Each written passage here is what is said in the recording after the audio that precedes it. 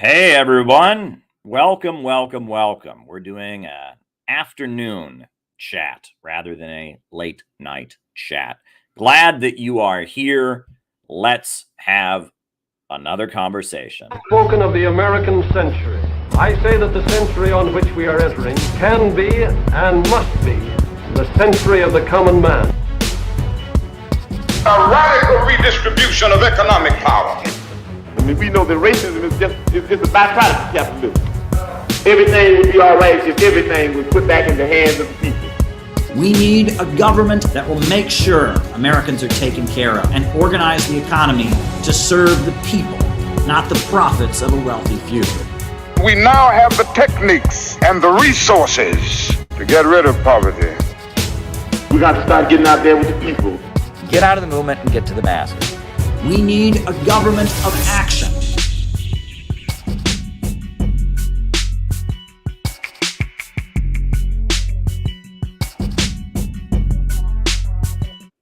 Welcome everybody.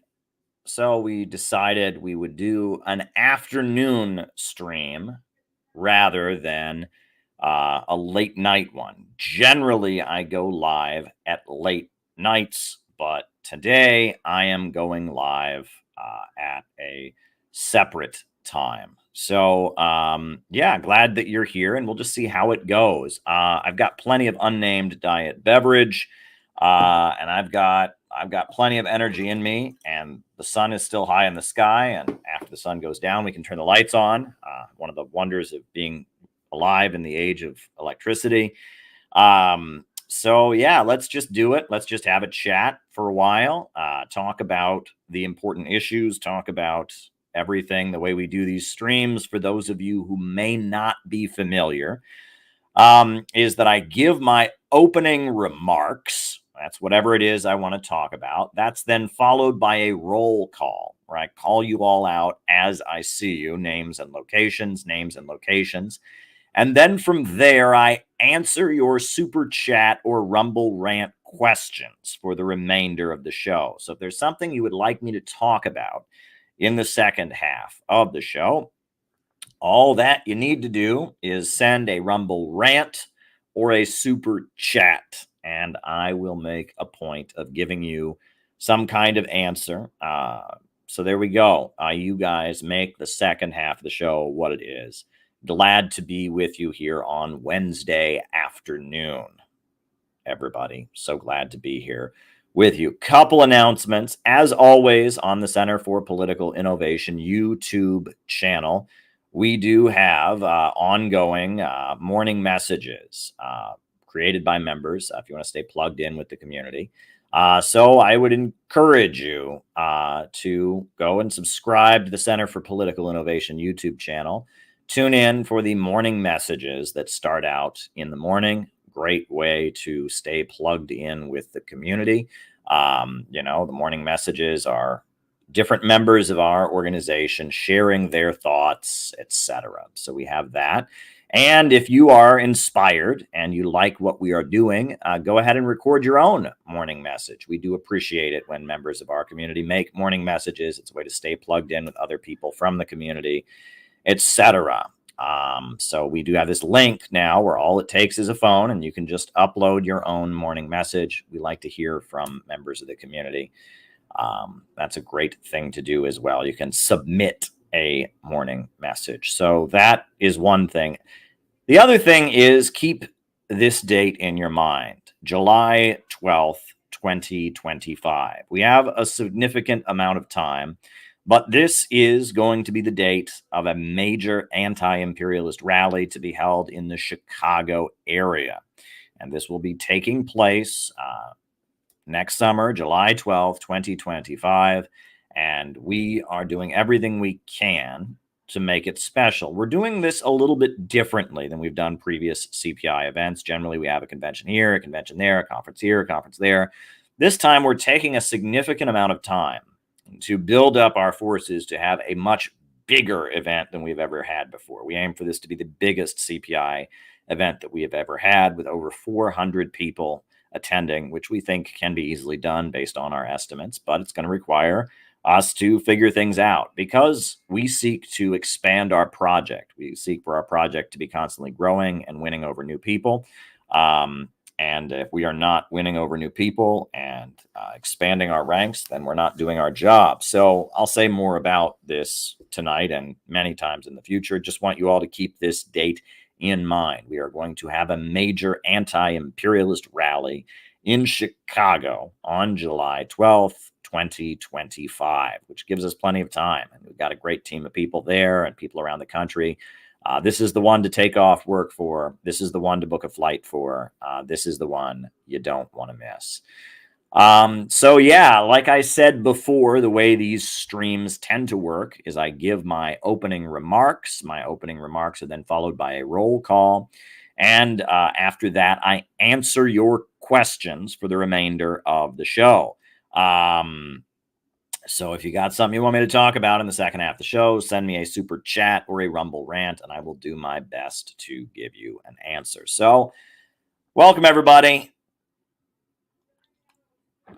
So for those of you who are maybe catching up on things, I know we're all being pulled in many, many different directions right now, and we're all just waiting for this election to be over. I cannot wait for this election to be over, but we're all being pulled in about 6 or 8 or 10 or 12 different directions right now, and that's fine.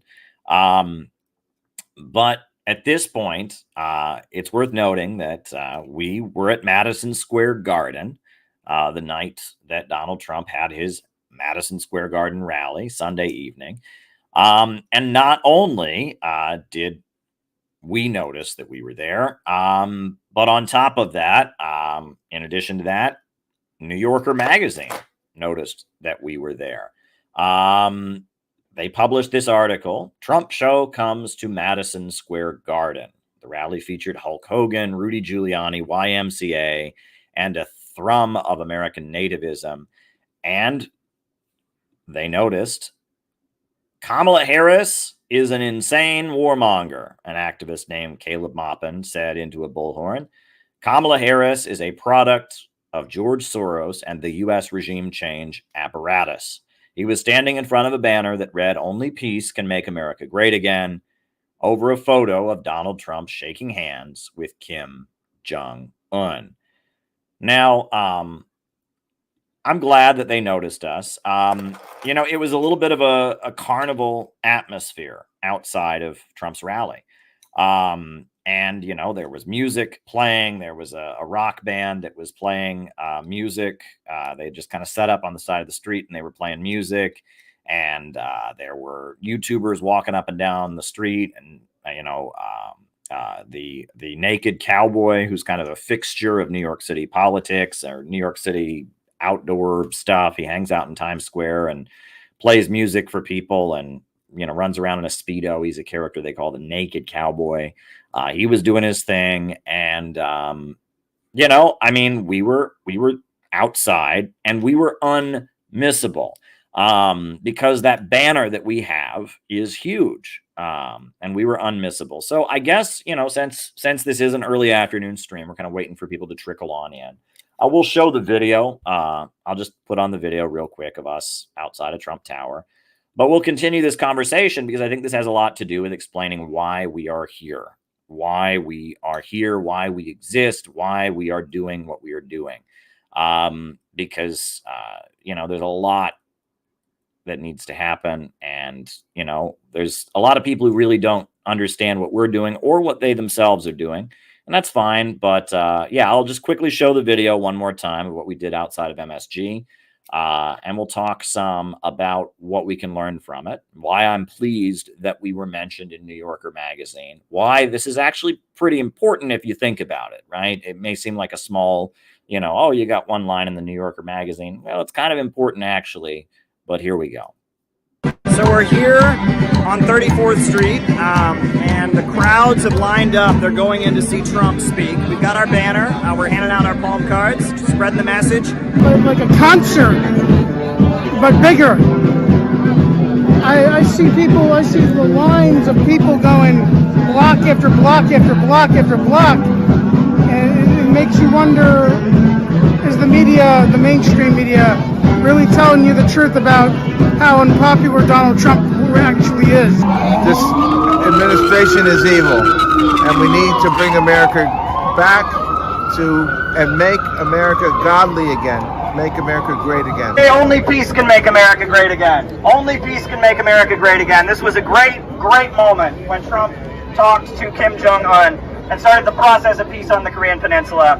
And we want to see peace not just with North Korea, but with Russia, with China, with many countries around the world. It is outrageous that billions of dollars is being spent on prolonging the war in Ukraine when our people can't get relief in North Carolina. People are left behind in Georgia and North Carolina. They can't get the relief they need. This is outrageous. Our government is more concerned with waging wars around the world than for caring for our own people. That we need a president who will put America first, a president who will bring peace around the world. Only peace can make America great again. Yeah, you think Trump could be a peace president?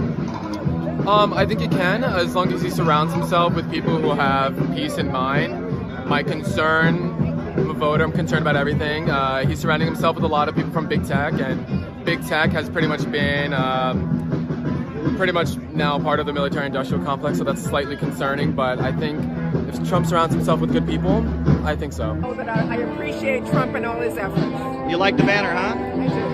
Yeah, are you worried about war, the danger of war? I am, and I know I'm confident that Trump can put an end to it. They're marching us toward World War III, and they're taking our freedoms away. While they do it, we have got to stand up. Kamala Harris represents the most vile factions of the deep state, the regime change apparatus. Yeah, what do you think about how Kamala Harris, I mean, it seems like she's locking up her political opponents, trying to put people in jail, trying to put Trump in jail so she can win the election? They'll do anything to stay in power. You're a Kennedy fan, I can see, huh? I am, yes. Yeah, he's bold, sticking up about the vaccines and all of that. He is, but I think it's important. When you have a lot of mainstream publications who refuse to report on a lot of the stories that people have, I think it only adds more validity to what Kennedy's been saying about big pharma, big ag. This is a man of peace. This is a man that can do it. He is a man that can make things happen. Everybody say war, war, war. This man is for peace, he's for unity, he's for the black, he's for the white, he's for everybody. This is the man I like. Don't worry about what the fake media say. 100% the right man for the job. We want peace between all different races and nationalities in the world. This is how they are. I'm here advocating peace and he's calling me a Nazi. Didn't the Nazis start a big war? Didn't the Nazis take people's freedom away? This is how they are. This is exactly how they are. You're a Nazi if you want peace. This is how sick they are. You're standing here saying you want peace and he's calling us Nazis for wanting peace. I'm standing here for peace and they call you a Nazi. This is how sick the woke left is. It's Nazism to want peace. I'm a patriot. I love my country, and loving your country means you don't want a war. I am a patriot. I love America, and I don't want World War III. Only peace can make America great again. Trump wants to negotiate. He wants to trade with countries around the world rather than bombing them. He wants to end these insane sanctions that are weakening the dollar around the world. And he wants to open up trade and friendship. Peace starts with trade and doing business. Obama couldn't do it. Bush couldn't do it. He did it. For that reason, I'm giving my vote for him. I'm from New York City here. I'm voting for him. About yourself, you and I go back to Occupy Wall Street. Yeah, we go back to Occupy Wall Street. I started off with the Jersey City Peace Movement. We're all about saying no to wars. And that's why I've come out to stand here with this sign, because World War III is a bad thing to get ourselves involved with. And seeing who Kamala Harris these days is surrounding herself with, the likes of Dick Cheney and Liz Cheney and these neocon warmongers that just won't leave us alone. What do you think? What do you think? Excellent. That was a great moment when he met with Kim Jong-un. Yeah, he has the respect of people around the world, unlike Kamala. Absolutely. No one has any respect for her. I say America first, not Ukraine first. I say America first, not Israel first. Only peace can make America great again. Only peace can make America great again. This is the... No problem.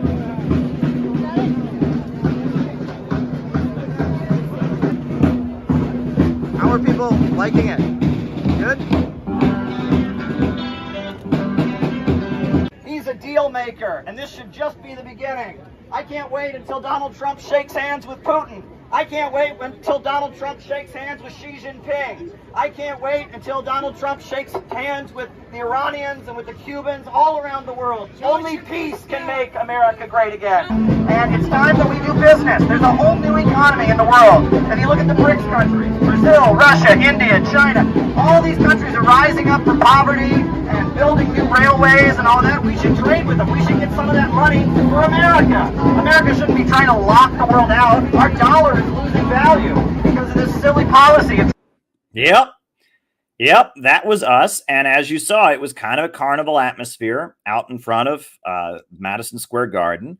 We were there on 34th Street. And, you know, thank you to everybody who helped out, by the way. I mean, we could not have done it without the work of a lot of volunteers. Assembling that banner and carrying it from 42nd Street down to 34th Street was not an easy thing to do. It was quite difficult to lug that banner.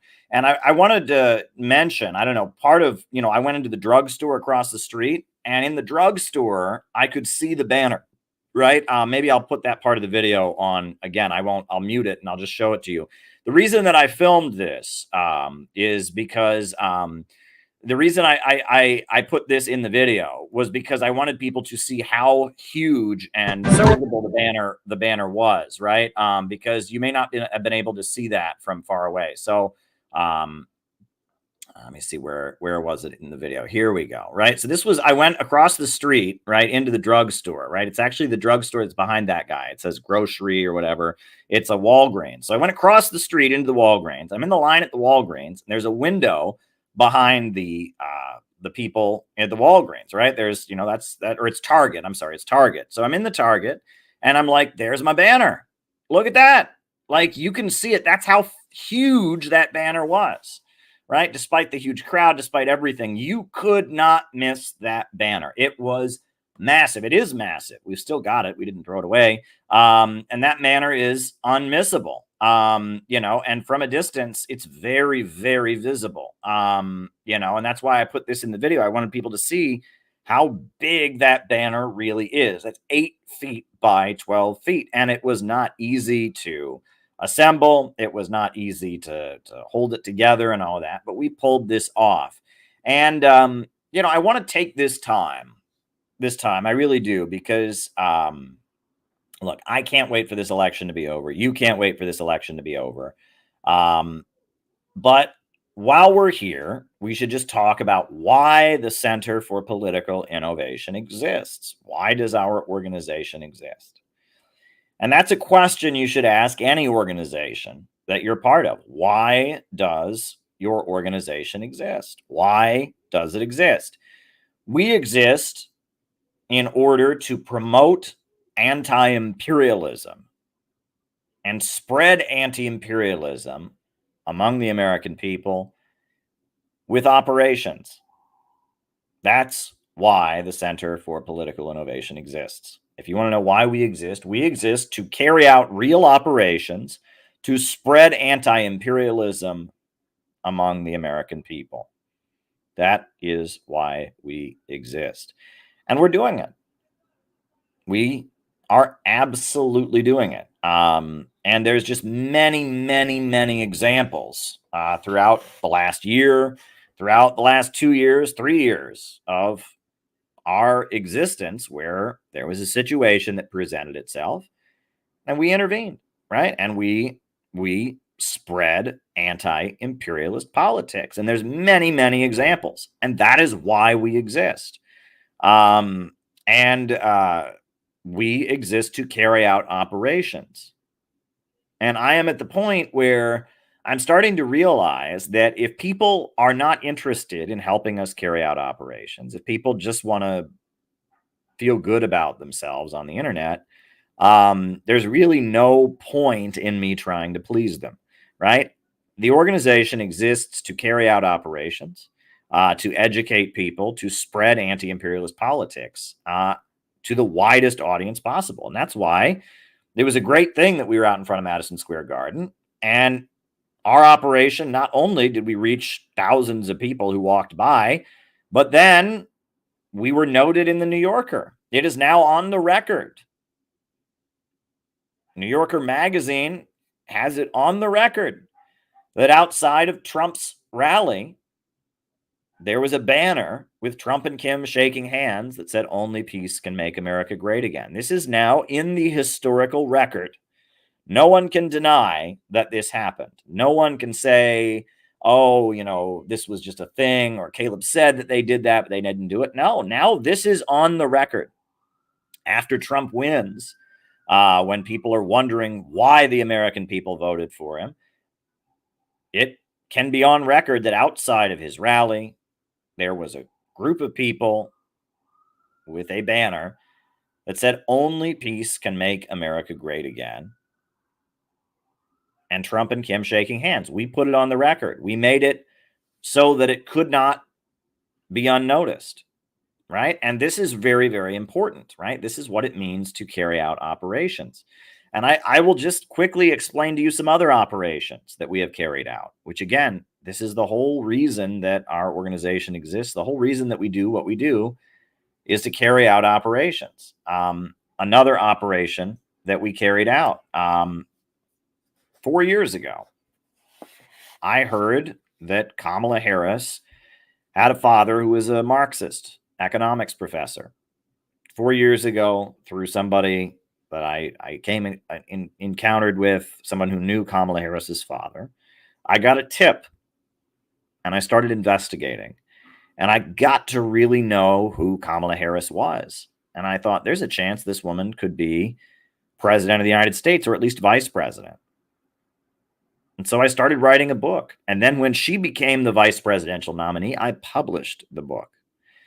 And the book sold a few hundred copies, a few hundred copies, got a review in a newspaper in India, got a review in a newspaper in the United Kingdom. The Morning Star ran a review of it, which surprised me. I did not think that the Morning Star would run a review of it. They're kind of a mainstream British communist publication, but they decided to run a review of my book on Kamala Harris. But it was really no big deal. I gave a speech here, gave a speech there, gave my analysis of who Kamala Harris was. Whatever, no big deal. Life happens. Well, 4 years later, my book was banned from Amazon.com the day that Kamala Harris got the nomination for president. The day that Joe Biden stepped down was Sunday. Monday was the day the media went into overdrive telling everyone that Kamala Harris was the candidate. And that day they took our book, the Center for Political Innovation book, the book that I wrote, Kamala Harris and the Future of America, they took it down from Amazon. But there was a lot of outrage. Max Blumenthal spoke up about my book being banned from Amazon. Then Kim Iverson spoke up. Jimmy Dore spoke up. And pretty soon I was being interviewed on every channel. I was on InfoWars. I was on Kim Iverson. I was on Jimmy Dore.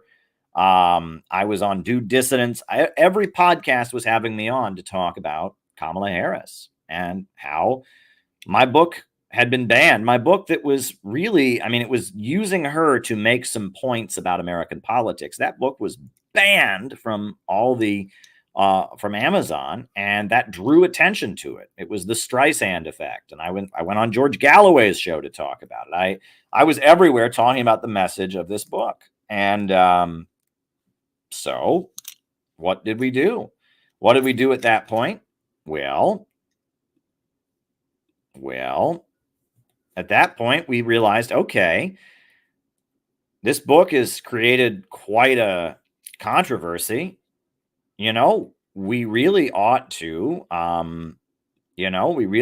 get more people to get copies of it. We really ought to get it into more people's hands. So what did we do? We took it to Chicago.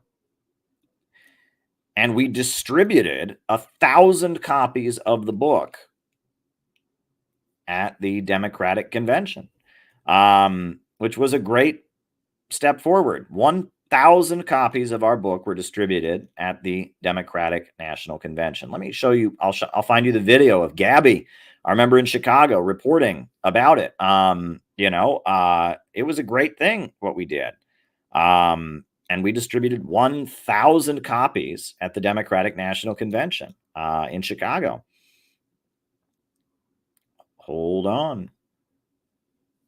Hold on.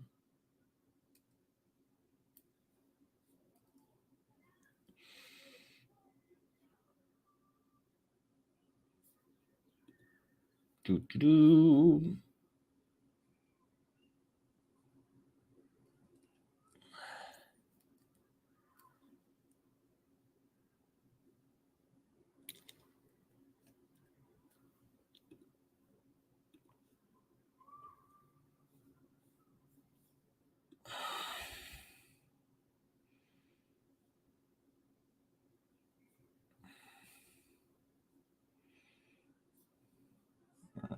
Okay, I think it's this one.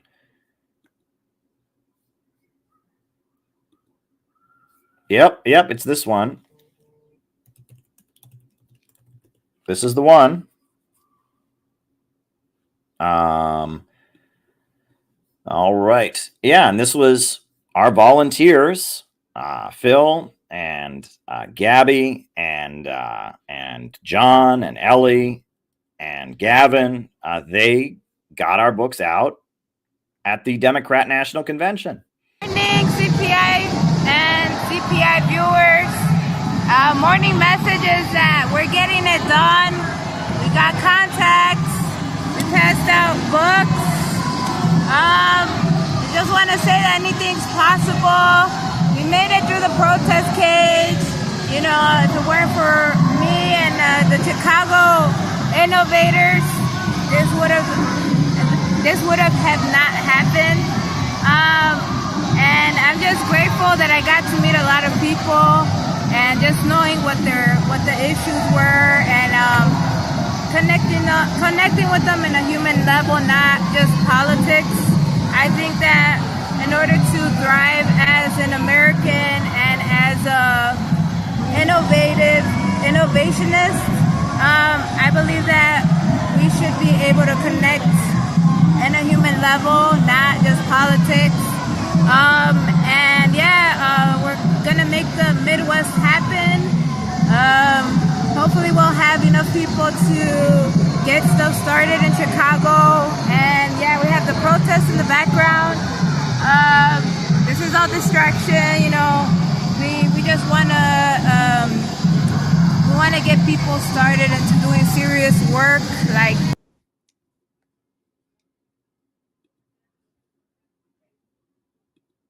Okay. That's odd. Don't know why the video froze, but yeah. But anyhow, so we did outreach at the Democratic National Convention. We distributed 1,000 copies of the Kamala Harris book throughout the convention. 1,000 people got a copy of this book, a special new edition that we made. And 1,000 people got a copy of it. Another thing that happened a few months earlier, the Libertarian Party had a convention. We decided we wanted to intervene at the Libertarian Party convention. So we wrote a special pamphlet aimed at libertarians called "Do You Believe in Growth? Why Russia and China Keep Rising While U.S. Society Stifles Innovation." And we published it, and we printed 1,000 copies of it, and we distributed it at the Libertarian Party convention. It was a great step forward, right? And I mean, I guess I can show you video of that if you'd like. I thought it was a great intervention that we were able to carry out. The Libertarian Party convention is where you have a lot of people that are opposed to NATO, a lot of people that are opposed to the wars that are happening, a lot of people that are opposed to the deep state and opposed to the suppression of our civil liberties. And so we thought it's time to intervene. Let's reach people. And so we did. We wrote a special booklet and we distributed thousands of copies of it. And we distributed 1,000 at the Libertarian Party Convention. We distributed another 1,000 of these booklets in Chicago. I just put it in order for even more of them. I mean, we got plenty of these booklets. Do you believe in growth? It's kind of a basic introduction to anti-imperialism. And we decided we wanted to get it out there. And we had our members distribute them to reach people who would never have gone looking for this, to reach people who might be more open to what we have to say, but are not necessarily where we are at yet. That was the idea, is that this was a way we could intervene. This was a way to get to people, right? Just like we got to people with our banner. So here we go, right? This is from the Libertarian Party Convention. Without further ado, I would like to welcome to the stage the 45th President of the United States, Donald J. Trump.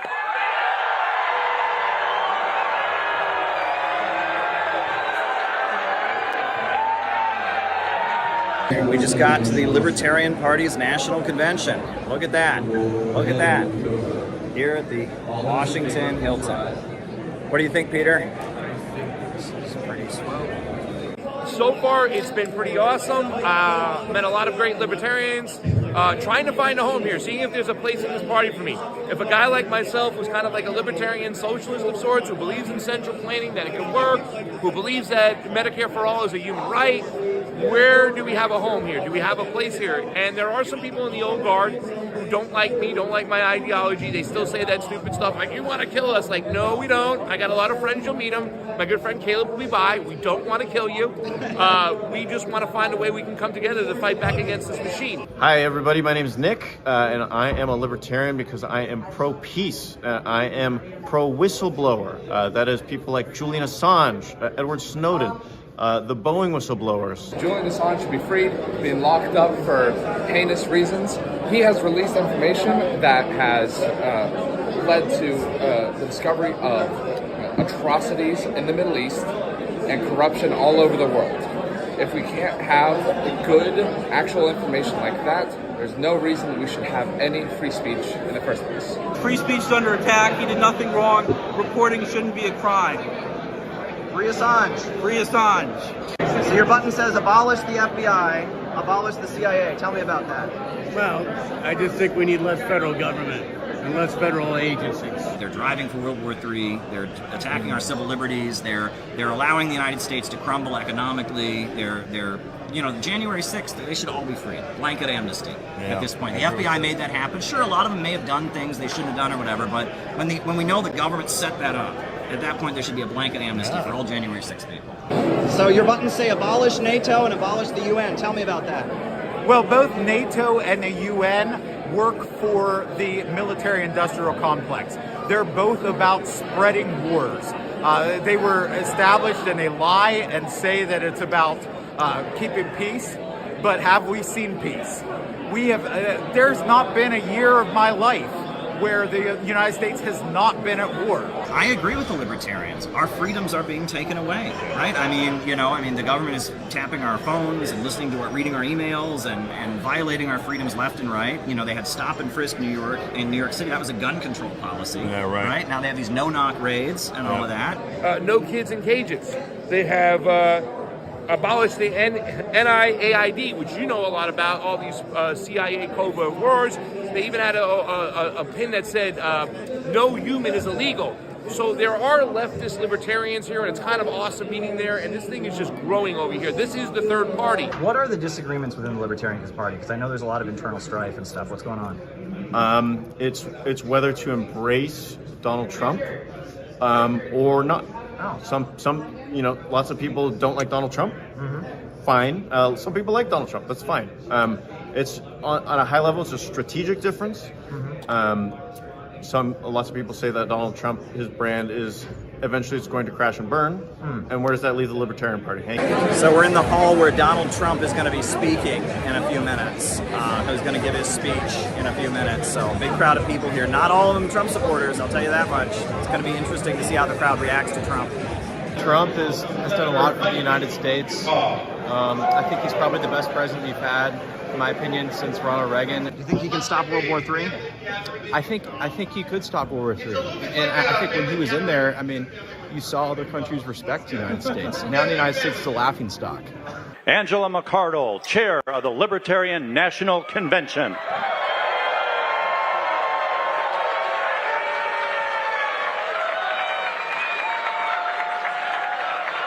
Loud, loud, loud. What a beautiful crowd.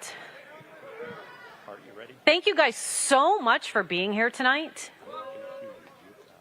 You know, I also invited Joe Biden, and he did not attend.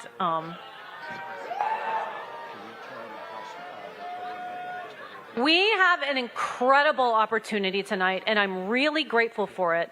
Never in the history of the Libertarian Party has a former president and front-runner candidate for the presidency come to speak specifically to our concerns.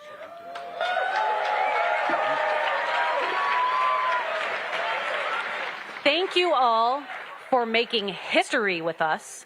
I want to continue this trend, so let's work towards that. I really appreciate you all. And without further ado, I would like to welcome to the stage the 45th President of the United States, Donald J. Trump. President in American history to address the Libertarian National Convention. We believe that the job of the United States military is not to wage endless regime change wars around the globe, senseless wars. Biden's radical left Democrat Party is a fascist movement that wants to throw you in jail if you post a meme they don't like. They want to throw you in jail if you do something that isn't quite to their liking. And I am proud to be the only president in 70 years who started no new wars. I took on the military-industrial complex. I broke the stranglehold on neocons and warmongers on the Republican Party. And instead of war, I made peace in the Middle East, something nobody thought was possible, and dealt with Kim Jong-un of North Korea, where a nuclear war was guaranteed to start in a very short period of time if Hillary Clinton became president. I will have the horrible war between Russia and Ukraine settled, so we quit spending hundreds of billions of dollars to fight other people's wars, and so that we start immediately saving thousands and thousands of lives. And I am committed to restoring peace and restoring stability. And if you vote for me on day one, I will commute the sentence of Ross Alber to a sentence of time served.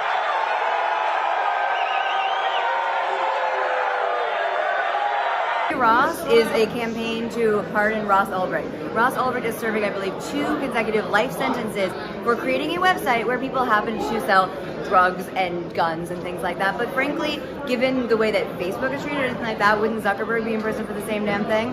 Anyway, the campaign to free Ross Alber is about the fact that he created a website. What people chose to do with that website is their own business, and he should not have been in prison for it. FreeRoss.org, check it out. Right, and economic growth is what it means to be human, right? We were hunter-gatherers in the woods, and now, just 8,000 years later, we've invented space travel and iPhones, and we've done amazing things. And we, at this point, the problem is not growth, as some people would say. The problem is that we have a system where abundance creates poverty. Yeah. Poverty is created by abundance. You know, people are homeless because there's too many houses. People are hungry because there's too much food. Self-driving cars should be a great thing. In a rational society, it'd be great if no one ever had to drive. That human labor was no longer necessary. But in our system, that would lead to mass unemployment, etc. This is not rational. We need to do what they've done in China and in Nicaragua and other countries, rationally organize the economy so that small businesses can flourish, so that working people can have economic security, so people can start their own enterprises, you know. I've heard a lot of libertarians who think China is good, who think Russia is good. Like, is that a common view? Yes, it's like these are not our enemies. Maybe it's governments are the enemy and oppression is the enemy, and it is very much individuals unite. What do you think of high-speed railway? Oh, I love it. I love high-speed railway. I would love to ride a high-speed rail from LA to Las Vegas. Very good. Yeah. All right. Be good for our economy, right? Yeah. Amen. You like fusion energy? Yeah, I love it as well. I've dipped my hand in the cooling tower reactor of 3 Mile Island. It's interesting because, you know, years ago I wrote an article really criticizing libertarians. And I said, how can libertarians like Russia and China so much when both those countries have a very state-run economy? And I got a very astute response from a libertarian. And they said, well, Caleb, you know, yes, Russia, their economy is centered around state-controlled oil and gas. China has 5-year plans and state-run industries. But you have to admit, both Russia and China have a way bigger middle class and way more small business owners than America does. And they treat their middle class and their small business owners way better than America does. And I thought that's actually a really good point. All right, so we're out of all the pamphlets we have. We got the last stack of them in the car. It's been going really, really well out there. A lot of sympathy. What did you guys hear?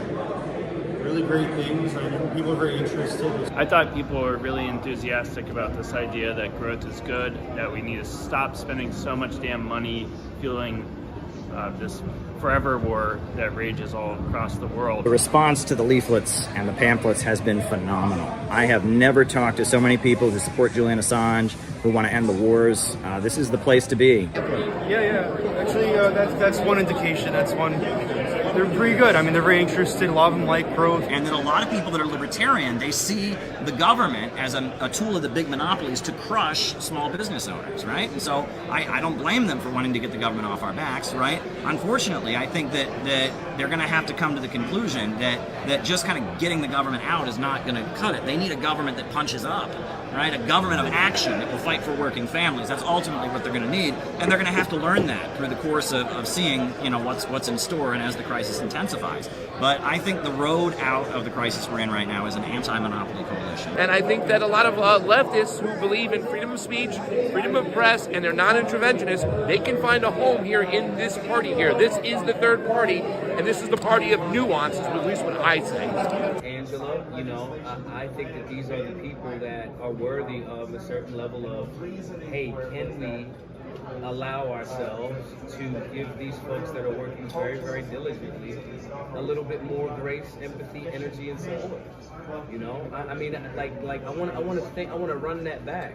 You're an adult male that is grabbing the mic and telling a woman in a public space, like that's just low class shit. And I'm not saying like you can't think it, and I'm not saying you can't even say it, but I can say if you're gonna say that, it's art. You're putting your art up, and the world can critique your art, and we're gonna critique your art. You may not like the outcome, so those people are kind of special to me. It does kind of confound me that you consider yourself a communist, and I really want to try to understand you, and I'm going to do my best not to put words in your mouth. I really want us to be an example for other people on how to have a productive dialogue, and I hope, you know, that if the communist revolution ever happens, you'll remember that, and I'll be one of the last ones up against the wall. Sure. But why don't you tell me a little bit about yourself and your background, and let's kind of like dig into just like kind of the basics.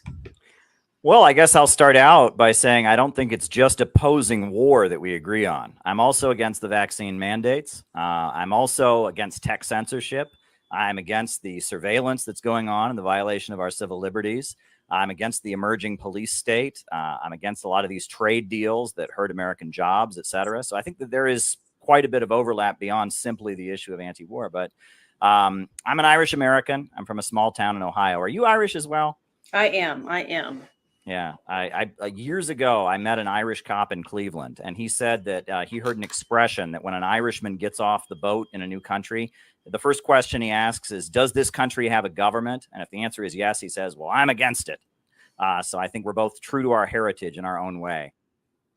Yeah, so we intervened at the Libertarian Party convention, and look how successful that was, you know, and that we're always looking to intervene. Where can we intervene and spread anti-imperialist politics? How can we develop a core of people who are on a mission to promote the new economy that is rising around the world and oppose the drive toward World War III and the low-wage police state? How can we promote the conception of a government of action that fights for working families and a new America beyond this international system of imperialism? How can we put that vision forward? How can we do it? How can we do it? That is what we are wrangling with doing. And we have carried out a number of different interventions, and that is why our organization exists. The Center for Political Innovation exists as an organization that is dedicated to carrying out interventions and operations to promoting anti-imperialism. The main threat to humanity is the monopolistic capitalism of big corporations that are holding back development, keeping themselves rich by keeping the world poor and making the world poorer, grinding the world into poverty, marching us toward a new world war in order to secure their grip on power. That is the main threat to humanity, and we ultimately need to build an alliance, both domestically and internationally, to oppose the low-wage police state, to oppose the imperialists. That is what we oppose. That we're not in the stage of regular capitalism. We're not in the stage of industrial capitalists competing with one another. We're in the era of big monopolies and banks, cartels, trusts, and syndicates, ultra monopolistic corporations that spread their tentacles all across the world in order to impoverish people, and that the defeat of imperialism is in the interest of all humanity. And that is what we are ultimately aiming to do. We are aiming to educate people about this reality of imperialism as capitalism in its monopolistic stage. And we're here to educate people about the new world that is emerging beyond imperialism. That's why we exist. The first book we ever published was this book, The Green Book by Muammar Gaddafi. And this book is very, very important if you want to understand the way the world is. And it was very, very important for my own political development. Libya once had the highest life expectancy on the African continent, and it was once the top oil exporting country in Africa. Libya is located in North Africa. It is a Muslim country. Many of the people there are, people who would consider themselves to be Arab ethnically. There were Bedouin tribes, etc. And Libya, it was a colony of the Italian fascists, and it fought during the Second World War for its freedom. There was a great hero of Libya named Omar Mukhtar who fought against Mussolini and ended up being brutally killed for trying to lead the Libyan people to fight for their freedom. But after the Second World War was over, Italy was stripped of its colonies and Libya became independent. But they had a king who was a puppet of the British, who was forced on them, this puppet of the British king. But many within the military were inspired by Abdel Nasser in Egypt and the rise of Ba'athist Arab socialism throughout the Middle East. And so among the military, a secret society was created. And that secret society of patriotic officers, it was created in order to break Libya out of the domination of Western imperialism. And Libya did break free from the domination of Western imperialism. And Libya was able to have a revolution in the year of 1969. And under the leadership of Muammar Gaddafi, Libya took control of its oil resources. And as a result of taking control of its oil resources, it started building up its economy. They built the largest irrigation system in the world, the Great Man-Made River. They electrified the country. They provided universal education in the country. They provided universal housing, and they built a socialist economy in Libya because they broke out of imperialism. And they were aligned with the Soviet Union. But in addition to being aligned with the Soviet Union, they were aligned with various national liberation struggles. They were aligned with Cuba. They were aligned with the IRA. They were aligned with Nelson Mandela and his fight against the system of apartheid in South Africa. And it was a great, great thing. it was a great, great thing to have Libya as an independent country. At the time that Libya was destroyed by a U.S. color revolution led by Barack Hussein Obama, at the time Libya was destroyed, it was talking about creating an independent African bank and an African currency. That was what they were planning to do. They were planning to create an independent African currency, and they had built the Great Man-Made River, the largest irrigation system in the world. These were amazing achievements because the country broke free from imperialism. And imperialism, this system of monopolistic capitalism, is the enemy of all humanity. And right now, there's a whole new section of the world that is fighting against it. And that is the section of the world that the future of the United States lies with. The only way the USA will be able to get out of the crisis we're in is to join this new economy rather than fighting against it.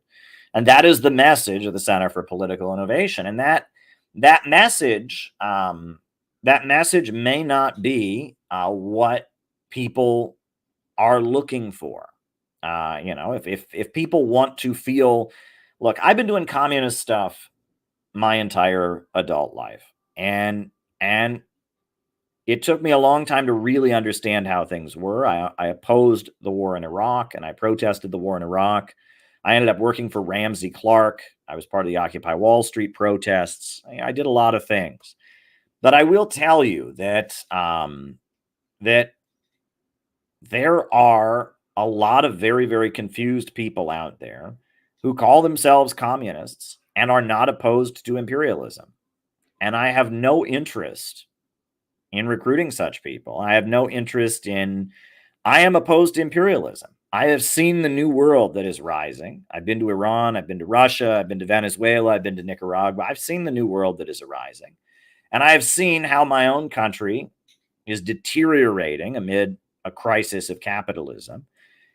And I understand that socialism came into the world as the result of Lenin, who restructured and reevaluated and created his own interpretation of Marxist thought that emphasized opposition to imperialism. And I see that socialism around the world has changed quite a bit from the time of Lenin. And, we see what Deng Xiaoping said about poverty is not socialism, but to be rich is glorious.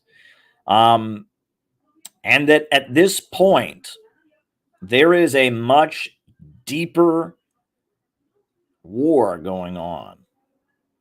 There is a spiritual war taking place. And this is where people get very confused because this doesn't match what they think they know. But there is a spiritual war taking place between two mindsets.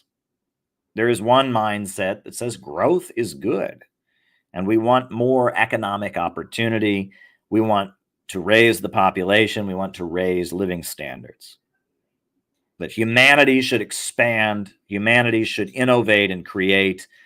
That is the movement around the world that the anti-imperialist countries are aligned with. China broke free from imperialism so that it could build and raise people out of poverty. And the same movement that broke Russia out of the domination of imperialism led to the 5-year economic plans, defeated the Nazi invasion, turned Russia into a superpower.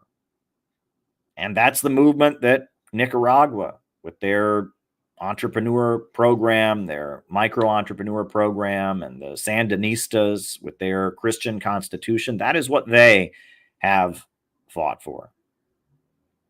And Cuba, Cuba broke out of the domination of the imperialists, and they raised their country up, and they built a modern healthcare system, and they provided economic development.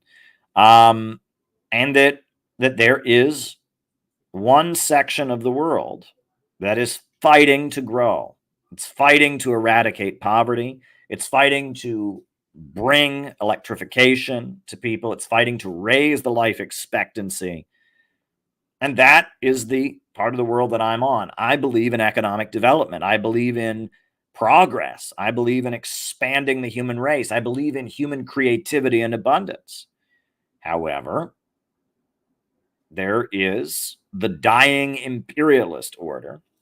And the dying imperialist order, it is convinced that the only way it can stay in power and the only way it can stay at the top is by stopping human progress.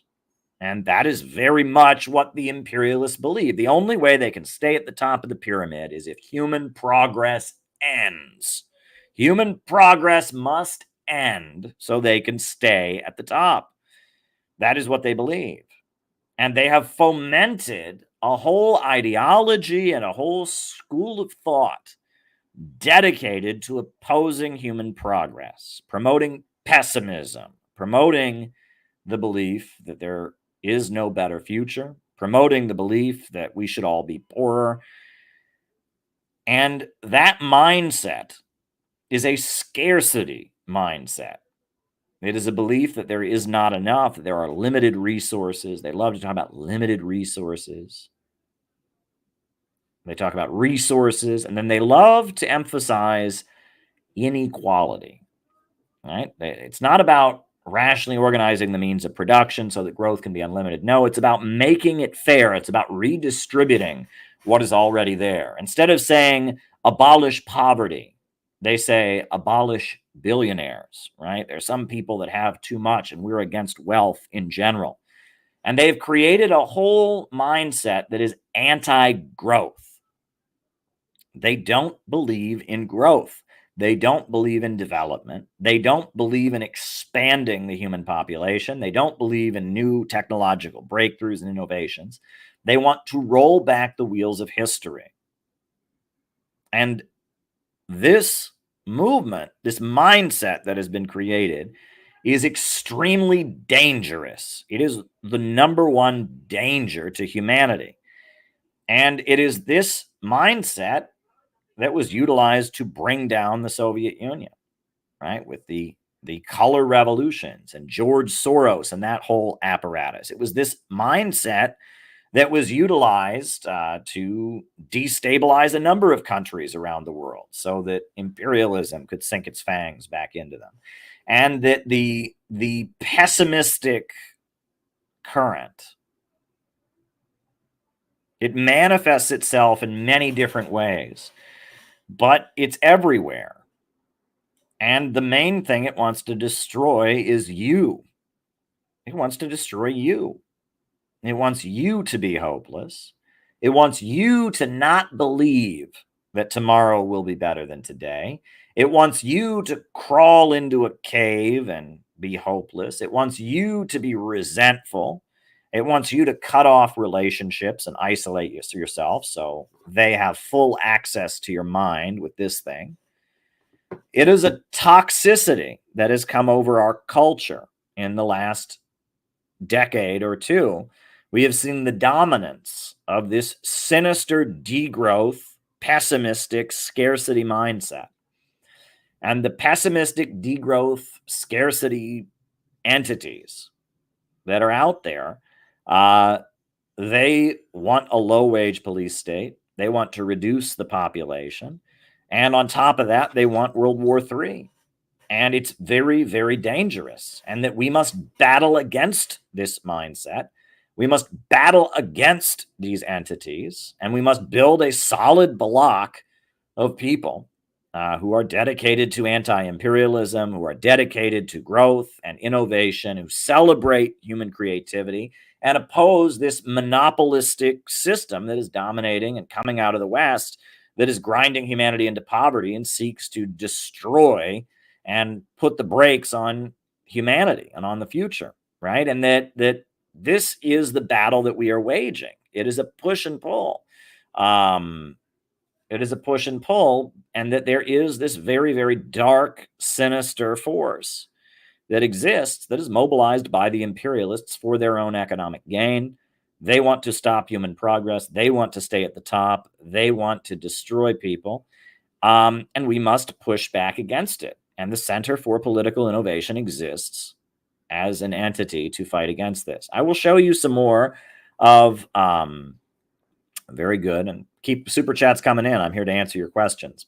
I will show you more of what we have done over the last few years, and how we have mobilized to oppose this. For example, Tsai Ing-wen, the president of the island of Taiwan, she came to New York City to pound the podium against China and to oppose China. And we confronted her on the streets of New York City because of the fact that she's pushing for confrontation with China, weapons, to oppose China. We confronted her. This does not represent what the American people want. All the polls show that the American people don't want a new war. The American people are sick and tired of our money being wasted on bombs and weapons and destruction, provoking a war with China, provoking a war with Russia, while our trains are derailing, people in the United States are suffering, our water's not being purified, our railroads are falling apart, our power grids are falling apart, and yet we pour more and more weapons and money into some stupid confrontation with China. China is not our enemy. Wall Street bankers are our enemy. No more provocations against China. China is not our enemy. China is not our enemy. China is not our enemy. China is not our enemy. Get out of our country. Stop trying to sell war in our country. Stop trying to sell war in our country. We don't want a new war with China. We love America and we don't want a new war with China. China is not our enemy. Stop trying to sell war. Get out of our country. Stop trying to sell war. China is not our enemy. I'm a patriotic American. I love my country and I don't want World War III. Yeah. And we confronted Tsai Ing-wen on the streets of New York City because we're serious about this. We are trying to build a block of people dedicated to anti-imperialism. There are many examples of these kinds of operations that we've pulled off. We published our own edition of the Green Book. We distributed books at the Libertarian Party Convention. We've done a lot. We are very, very dedicated to opposing imperialism and putting forward an optimistic message. And this is something that a lot of people just don't understand. A lot of people really don't understand this. If you want to get involved in some kind of activist organization, right? If you want to get involved in a political party or a group, the first question out of your mouth should be, why does this group exist? What does the group do? And that should be the first question out of your mouth, right? That's even more important, I would argue, than what does this group believe? What does this group believe is probably the second most important question. But before you even ask what the group believes, you should ask what the group does. Because there's a lot of people who believe good things and either don't do shit, just don't do anything about it, or on top of that, do bad things while believing in good things. But the question should be, what do you do? And we are constantly trying to figure out how we can intervene and how we can do more good things. And, you know, our intervention at the Trump rally was noticed by New Yorker magazine, and they appreciated what we did because we were there with our banner, you know, calling out Kamala Harris and saying that we want to have peace, right? Only peace can make America great again is what our sign said. And we were noticed, right? And that's what we aim to do. We aim to get noticed. We aimed to carry out real operations. And this is something that a lot of people don't understand.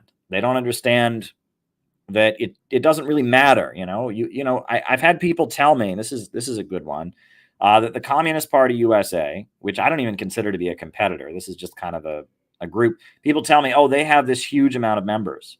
Well, first of all, I don't believe them, right? Because I've never seen a gathering of CPUSA members that was more than a couple dozen people. And people tell me they have all these thousands of members. Okay, what difference does that make? Right? Are they mobilizing them to do what we are doing? Are they having them go protest and confront people? Are they having them go outside of Trump's rally with big banners? I mean, I don't see them having all these members meaning anything. So maybe they do have that many people who've signed up on their website to make a statement, I believe in communism. But it doesn't really matter. And that's what I would like you to understand, is that there are a lot of things out there that people who claim to believe in what it is we're saying, there's a lot of folks out there that are just kind of fooling around. They're just kind of fooling around. We exist to get real things done. And that, honestly, I said this previously on a stream, and I wondered if I should have said it. But I've thought about it, and I'll just keep saying it. I understand why there's so much negativity in our circles.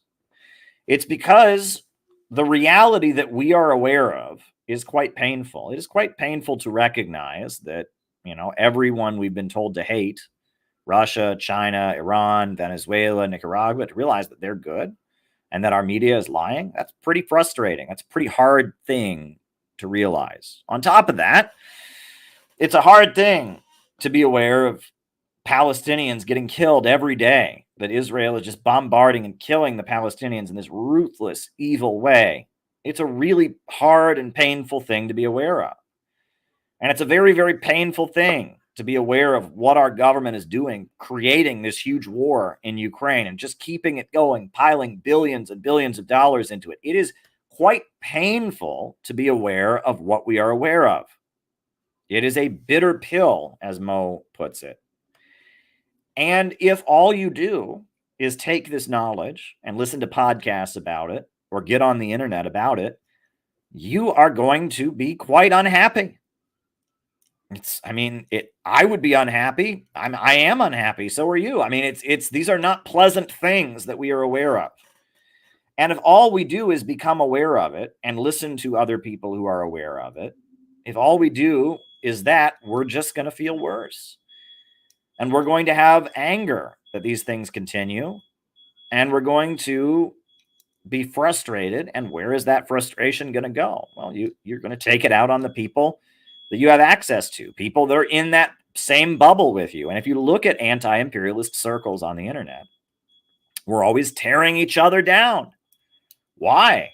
Because we're all so upset. We're horrified by what we see, but we don't think we can do anything about it. We don't think there's anything that we can do that can actually make a difference. So we just take out our anger on other people who agree with us. Well, that is a dead end. Center for Political Innovation exists in order to make it so you don't have to just sit on the internet and be angry about these things. The Center for Political Innovation exists so that you can have a community of people with which to try and push back, with which you can try and challenge things and try and make the world better. You can try and confront this evil that you see head on and push the world in a better direction. And that is why our organization exists. We exist so that you don't just have to sit there and wallow in the misery of knowing how evil the world is. Instead, you can find like-minded people and carry out operations with them to push back for the forces of good in the world. That is why our organization exists. We exist so that you don't have to get trapped into the negative cycle. The negative cycle that many people who become aware of what we're aware of get trapped in. Many of the people in our circles, they become aware of how the world is, and they just become more upset about it, and they listen to more podcasts, and they get more upset about it. And then the anger just comes out at other members of our community, and they become more upset, and they tear down other members of our community, and we continue to tear each other down. And it's a downward spiral. And we're here. That is so annoying, that beeping sound. Whoever is backing out their car in the neighborhood, that is really, really annoying. Whoever is here, our organization, our goal is to actually intervene. So, yeah, it was really annoying. And get people to see that they have the ability to actually change the world around them and push back against the things that bother them, right? And I do appreciate the super chats, you know, and I will answer them in the second half of our show. We're going to go for a little while here, right? We got a lot to say, you know, and, you know, hey, I'm streaming a lot earlier than I usually do. And so like people like this guy, that is so annoying. This guy in Denmark, you know, they can hear us. Right. It's usually quite late in Denmark when we're airing, but I'm going to keep talking to you all. I've still got plenty more to say. So I'm going to put some music on. I'm going to put, you know, just a CPI video on.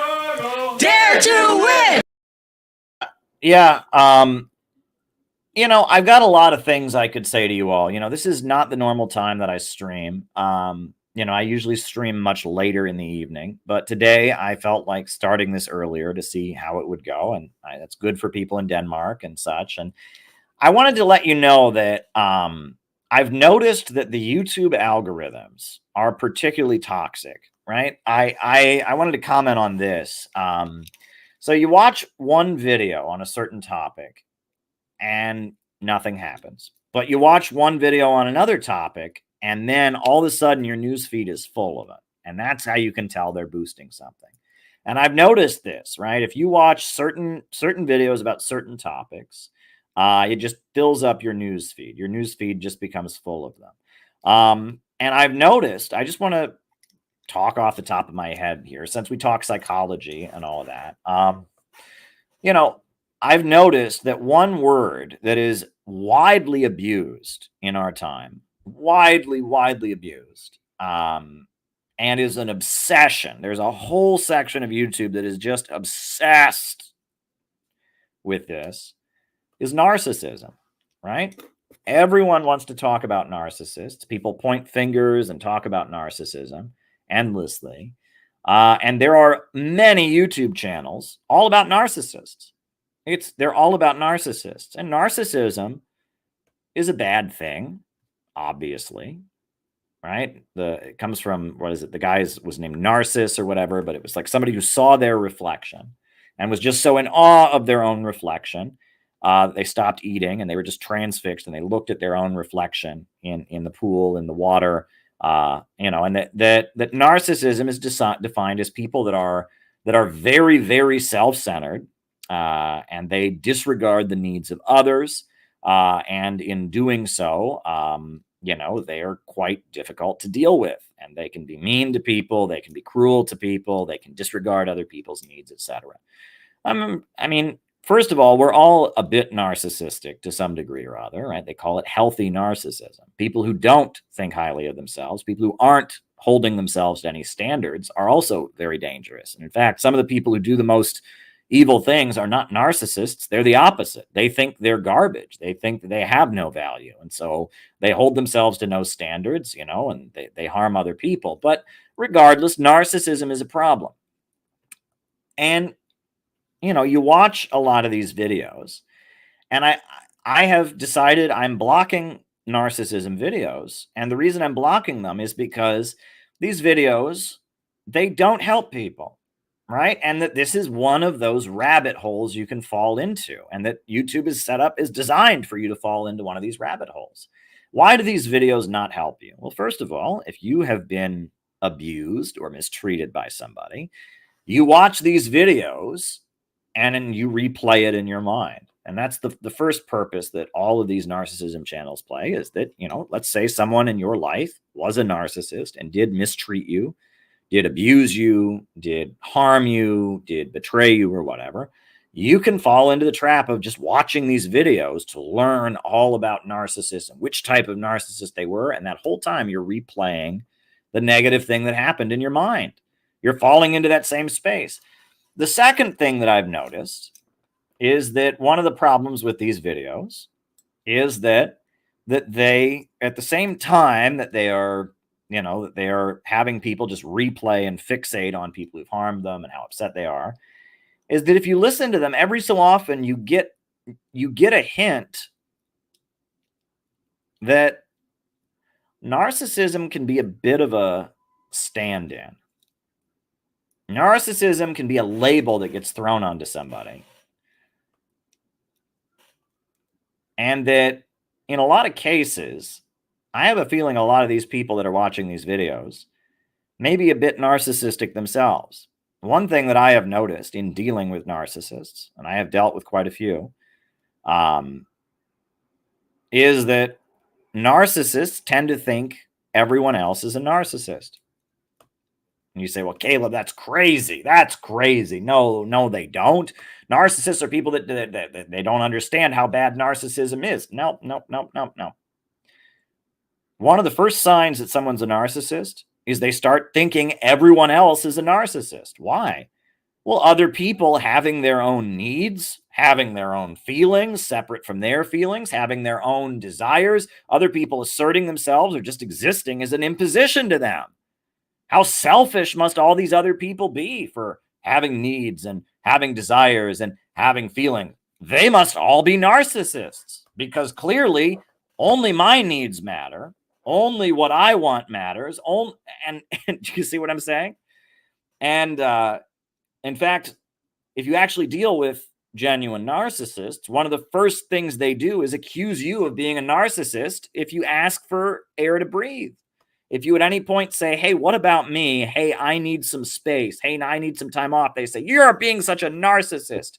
How dare you not put me first? How dare you not do what I am wanting to do? And if you can understand that one of the main things that narcissists do is constantly accuse everyone else of being a narcissist.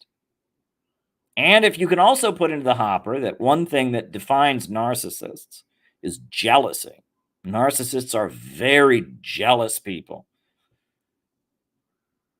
And if you can also throw into the hopper that there is a kind of deflated or collapsed narcissism. Not all narcissists are charismatic. Not all narcissists, we think narcissist, you think of the movie star who's egotistical. You think of the CEO who's obsessed with getting ahead. That's not all narcissists.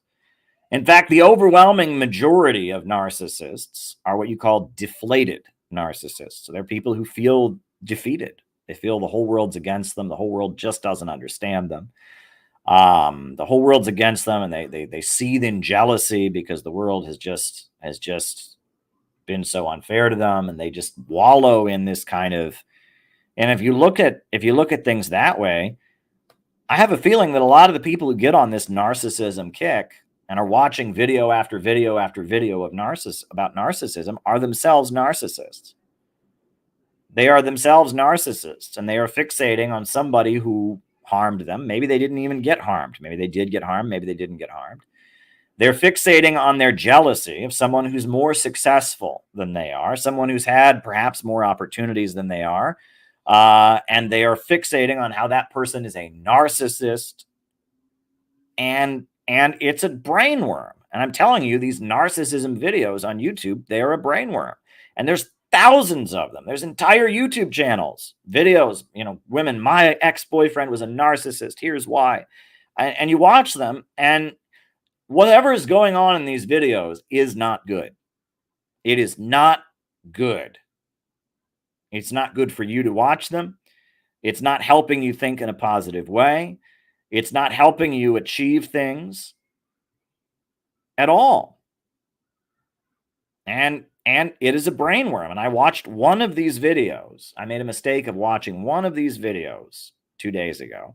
and I cannot stop getting them out of my newsfeed. I continue, and there are so many of the channels. I'll say, do not recommend this channel. Boom, it comes back. I'll say, do not recommend this channel. Boom. And there's so many of these channels that are just all about learning about narcissists, how to fight a narcissist, how to torture a narcissist. Was your ex-boyfriend a narcissist? Was your girlfriend a narcissist? Were your parents narcissists? Growing up with narcissistic parents. And it is all a negative brainworm.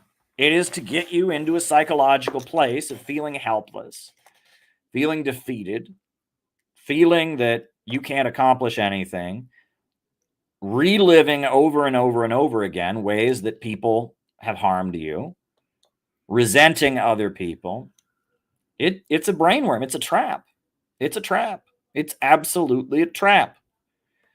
It's a trap, and YouTube really wants you to step into that trap because they realize maybe it is purely financial, that there's a lot of people that will step into that trap, and that the trap builds on itself. And if you become narcissism obsessed, you'll watch video after video after video, and you will go out and do less and less things in the world, and you will continue to feel very, very victimized, and you'll watch more of these videos, and you'll just continue to fixate on the narcissists out there and the narcissists who've harmed you. My mother was a narcissist. My father was a narcissist. My brother and sister are narcissists. My boss is a narcissist. This person I know in my life who achieved more than I achieved is a narcissist. And it's a trap. It's a trap. It is absolutely a trap. If Admiral Akbar was here, he would say, it's a trap. Star Wars reference for those of you who may be familiar. It's a trap. It is absolutely a trap. It's a trap. But it's a brainworm that, as some people have decided to plant in your head, and it's a lot like the incel thing, right? It's a lot like there's so many of these, right? The incel thing has been talked about to death, right? And I'm not going to fixate on the incel thing too much because it's talked about to death, and it's very, very cringe. But the incel thing is a great example of a brainworm. It is a negative feeling that many young men have. There's probably women who feel that way too. There's women who feel like men just don't like me. It's a negative feeling. It's a negative place your mind gets into psychologically for whatever reason, right? You feel that I am unattractive. People don't like me, right? And they have taken a negative feeling, a negative thought, a phase that young men go through or whatever. They've taken this and they've blown it up into a brainworm that becomes all consuming. And this is part of the toxicity of social media. Is it develops, it plants a brainworm. There's a negative thought, a negative emotion, and it enables that negative thought or emotion that would have just slipped away in another time to consume you, right? And this is what we're up against. I mean, we are battling against some very, very evil forces out there that really have figured out. I don't know how much of this is intentional, to tell you the truth, or how much of this is just the way the market is playing out. I mean, that's my whole theory about capitalism entering a new stage of destructive accumulation, where capitalism is eating itself to some degree or other. The wealth is only created through destructive mechanisms in our time because human labor power is so greatly reduced in its value by machines, and the tendency of the falling rate of profits. And we've gotten to the point that capitalists are primarily extracting profit through destructive means, through destruction. That destructive accumulation is the defining aspect of the era that we're living in. It's hard to say. Did someone sit up there and say, all right, we want a lot of people to get stuck in the incel brainworm or the narcissism brainworm? Or is it just that this is out there and this is there, and this is something that that it's a trap that a lot of people fall into, and it's out there, and that social media is like that. It creates a lot of traps that are very easy to fall into, and you have to actively fight against these traps. You do. It's starting to get dark outside, right? Look out my window. Look out my window. That's Brooklyn, New York. Look at that. It's going to get dark in a minute, so I'm going to have to stand up and turn the lights on. But we're just hanging out. We're just taking an afternoon to hang out here. This is interesting. This was an interesting experiment to do, right? I've streamed a lot this month, and I'm going to stream a lot, and we're getting towards the, look, the election cycle will be over soon, thank goodness, but it can't end soon enough for me. But right now, we're just kind of treading our tires until the election cycle is over. Hey, Leo, your test went through. We're just kind of treading our tires until this election cycle is over. We really are. There's, we can talk about things. I'm glad we got in the New Yorker. I'm glad our Peace MAGA operation is successful. But we're just going to keep treading our tires because at this point, we just have to get through this nightmare of an election. I think Trump is going to win. I saw the thing about the fraud in Pennsylvania. The fact that people are already talking about fraud, right? That's a good sign, right? That's a really good sign. That means it's going to be very, very hard for them to pull it off, right? It means that Trumpers everywhere are looking for fraud. And I think there's a good chance Trump will be able to pull this off. I really do. Now, a lot is against him, but we've seen kind of a pivot. Jeff Bezos is suddenly making overtures to Trump. Washington Post refused to not endorse Donald Trump, refused to endorse Kamala Harris, and Kamala's floundering and Trump is rising. And then Joe Biden made his garbage comment, which certainly didn't help. And Kamala Harris is embarrassed, but she compared Trump to Hitler, and so now she's trying to say, well, yeah, I think Trump is Hitler, but I don't think his supporters are garbage. And yeah, I mean, I think Trump can pull this off. It's a lot harder for Trump than it should be. I mean, at this point, it looks to me like Trump has already won. That's what it looks like to me. But that said, because a big section of the establishment is, determined to make sure Donald Trump never, gets in the White House again, it's going to be a little bit harder. But I feel like enough deals have been made, et cetera, that I think Trump is going to be the next president of the United States. But there's never any guarantees. They say it ain't over till it's over, but it's looking pretty good to me. I with the garbage comment and with everything and the media, their arguments have gotten to be so silly. I mean, look, Trump had a rally at Madison Square Garden, and you know what? 85 years ago, some Nazis had a rally at Madison Square Garden. That makes Trump a Nazi, clearly, right? 85 years ago, in the exact same huge auditorium that has events, there are events at Madison Square Garden every day. Did you know that? The Democratic National Convention has been in Madison Square Garden 3 times, at least in the last few years. There's basketball games in Madison Square Garden. There's boxing matches in Madison Square Garden. There's, there's weddings, mass weddings in Madison Square Garden. There's so many things have happened in Madison Square Garden. But Donald Trump had a rally in Madison Square Garden. And because he had a rally in Madison Square Garden, that proves he's a Nazi. I mean, that's the level of argument that we're dealing with. They're scraping the barrel. They're absolutely scraping the barrel. And, they took one joke from a comedian about Puerto Rico. And it's like so many Americans are sitting there and saying, you know what? We're tired of this. We're tired of this. We're tired of one little comment. We're tired of people, looking through everything we say and getting offended. And it's just like, and the garbage comment about Trump supporters being garbage, are the New York Knicks actually the New York Nazis? I mean, it's all adding up to a victory for Donald Trump and the defeat of Kamala Harris. I mean, that's what it's all adding up to. And I feel like if the establishment thought they could pull this off, they would have done a better job. They would be more adequately prepared for this. But we just have to pull through this, right? And right now, I mean, look, we've made a great contribution. I wrote my book about Kamala Harris, and that book created way bigger of a splash than I ever imagined. I didn't think they were going to ban it the day Kamala Harris got the nomination, right? I didn't think that Max Blumenthal and Jimmy Dore and all these people would start speaking up about my book. I didn't think that our peace MAGA would be mentioned in the New Yorker magazine, right? Things are happening. We have made a great contribution to this election, but we have to be careful about all these things. And we have to remember that our goal is to carry out operations, and that again, we have to not fall into one of these traps, and that there's a lot of these traps out there. There's a lot of these traps, and I see them. And like the narcissism trap, I watched one video, as I was just saying to you all before, I watched one video about narcissism, and boom, my newsfeed is full of people, and they want, I mean, the intent is for me to fall into that trap, to watch videos about narcissists, to see myself surrounded by narcissists all day long.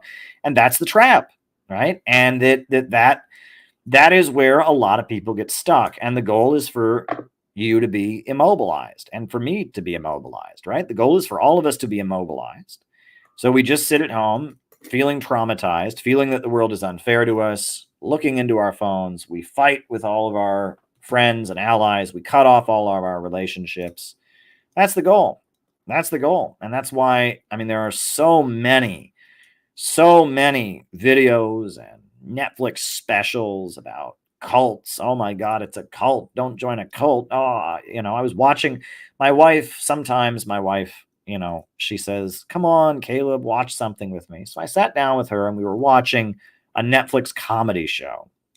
And here comes an episode, and it's all about a cult, and there's a cult, and this is a group is a cult, and it's brainwashing people. And I'm like, this is amazing, right? This is a Netflix comedy, but even it turns into a Steve Hassan after school special, warning you about narcissistic cult leaders and warning you to not join any group and stay home and look at your phone.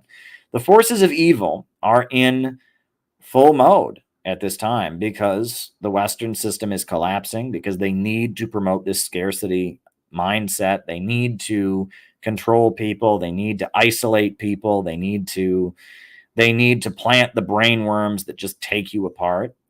And honestly, the only way this really ends is if enough of us get to the other side. Right. And I hate to say that, right? Because that's not, I would like that people not go through it. But honestly, sometimes you have to get to the other side. Sometimes you have to get to the point where you've done this. Right. And I mean, with me, that was what happened. I was very, very angry, very upset with the world. I spent my entire 20s, very much angry about what had happened in my life, very much rebelling and fighting against and feeling like a victim and feeling resentful. And it took me, finally in 2015 in the Islamic Republic of Iran, having a spiritual awakening, but I had to go through all of that. And if I had been in that state of mind where I felt like a victim, where I felt angry at the whole world, where I felt like I'd been taken advantage of, where I felt like everyone was a narcissist who was trying to harm me, if I had been in that state of mind and someone had come to me and said the kind of things that I say now, I don't know what effect it would have had on me. Right. And so we have to be careful with all of this. I would like to just build a movement that appeals to people on a positive level, that brings people in. But yet at the same time, right, we have to figure out how we can speak to people. How can we be there for people? A number of people that have joined our community over the years, and this is a really interesting one for me. I am lucky that I have dodged the issue of substance abuse in my life, right? I have. My body just, alcohol doesn't mix with my body, right? I just, every time I drink, it dries me out. It gives me a headache. I either get sick the next day or I get sick right then. I just don't have any desire to drink. But there's a lot of people who alcohol makes them feel great and can become an addiction very easily in a chemical way. There's a lot of people that also have issues with other chemical substances. And I'm a lucky person in that substance abuse has not been an issue. Have there been other things in my life that I've been compulsive about? Of course. Are there other habits that I have that I'd like to break? Of course, right? I'm not a perfect person, and but for whatever reason, genetically, whatever, the whole substance abuse thing, I dodged that bullet. I'm lucky, right? I'm lucky in a lot of ways. Now, there are a lot of people, yeah, and I do abuse diet beverage. Exactly, right? I abuse unnamed diet beverage. So I guess maybe there is substance abuse. But, you know, there are a lot of people, though, that have developed a substance abuse problem, right? That has culminated into some kind of episode, right? That they have that whole rock bottom experience. And that many of those people that I have known over the years, you know, in communist circles or whatever, they knew about me. This has happened probably at least 14 or 15 times. And not all these people necessarily stick around, but a lot of them do. A lot of them I'm still in touch with, you know, but a lot of people that have known who I was, they were in a communist group, they were in communist circles. I was on their radar screen, and they developed a substance abuse problem. And they kind of knew who I was. I was Caleb. I was this guy out there. I'm Caleb, you know, and I'm out there and I'm talking about patriotic socialism and I'm religious and I'm all these things. And I, you know, and they knew who I was. And, you know, I guess in some cases they were blatantly told Caleb is bad, you know, don't be like Caleb, or they were in a group I used to be in or whatever. And then they develop a substance abuse problem and they rock bottom. They go into recovery and they're trying to figure things out. And suddenly I make sense to them. And this is a number of people that are CPI members. I'm not going to expose anyone's privacy and I'm not going to violate anyone's privacy. I do respect people's privacy. But there are a number of CPI members now that are active in our organization that is their story. That they were regular leftists. And because they were regular leftists, they encountered me. They were in the same groups as me. They knew about me. And then they went into recovery. And then suddenly the way I was talking made sense to them as they were getting out of being an addict. And I think that's very, very interesting because it reminds me of something that I've heard many times. And again, if there are people that are in substance abuse recovery and all of that, you know, I am not criticizing this at all. I am just telling you one of the things that is commonly said. Okay. I am not here to, you know, criticize anyone's program or anything. I'm just telling you one thing that I heard as a leftist. I heard this when I was in Cleveland. I would work with Dennis Kucinich and his people. There was a guy who worked with Dennis Kucinich's campaign, and he told me that, quote, AA makes people right wing. Right. And he gave the example of Glenn Beck, who was this kind of liberal shock jock in New York City. But then he developed a cocaine addiction. And then from there, he became this conservative. He mentioned Dr. Laura Schlesinger, the radio host, and he said, quote unquote, AA makes people right wing. And at the time, I thought, well, that's interesting. That's interesting. But I look back on that statement now, and I realize that points to a lot of truth. It's not that AA makes people right wing. It's that the leftism, as we know it, is a mindset that makes it very hard to not be an addict. It is a mindset that cultivates mental illness. It is a mindset that is very well attached with the pain and the negativity that comes with being an addict. And that for many people who recover from their addiction, they feel like, I can't be a leftist anymore. I can't be a leftist anymore because the mindset that comes with being a leftist is a mindset that's going to get me trapped in my addiction. And that reality, it was much deeper. Nothing is ever that simple. You say AA makes people right wing. No, it doesn't. AA does not make people right wing. That for a lot of people, leftism is attached to sentiments and feelings that are associated with being with being left wing. And that there is very little way. It's very hard for people to still believe in socialism and still believe in anti-imperialism and break with the mentality that will lead them back to being an addict. Right. And this is a big problem. And this is kind of getting to the essence of the problem. Right. I noticed recently you know, that for a lot of people, a lot of leftists, if they call you a fascist, and this is so sad and fucked up on so many levels, for many leftists, if they call you a fascist, what they're really saying is, I perceive myself as weak. I perceive myself as helpless. I perceive myself as a victim. And I perceive you as being more powerful than I am. And so I now resent you for that. That's so fucked up. That is so fucked up. That is so fucked up on so many levels. And that is what, to many people, it means to be a leftist, right? To be a leftist means that there are people out there who are fascist and they're bad. They're fascist because they're racist. They're fascist because they're sexist.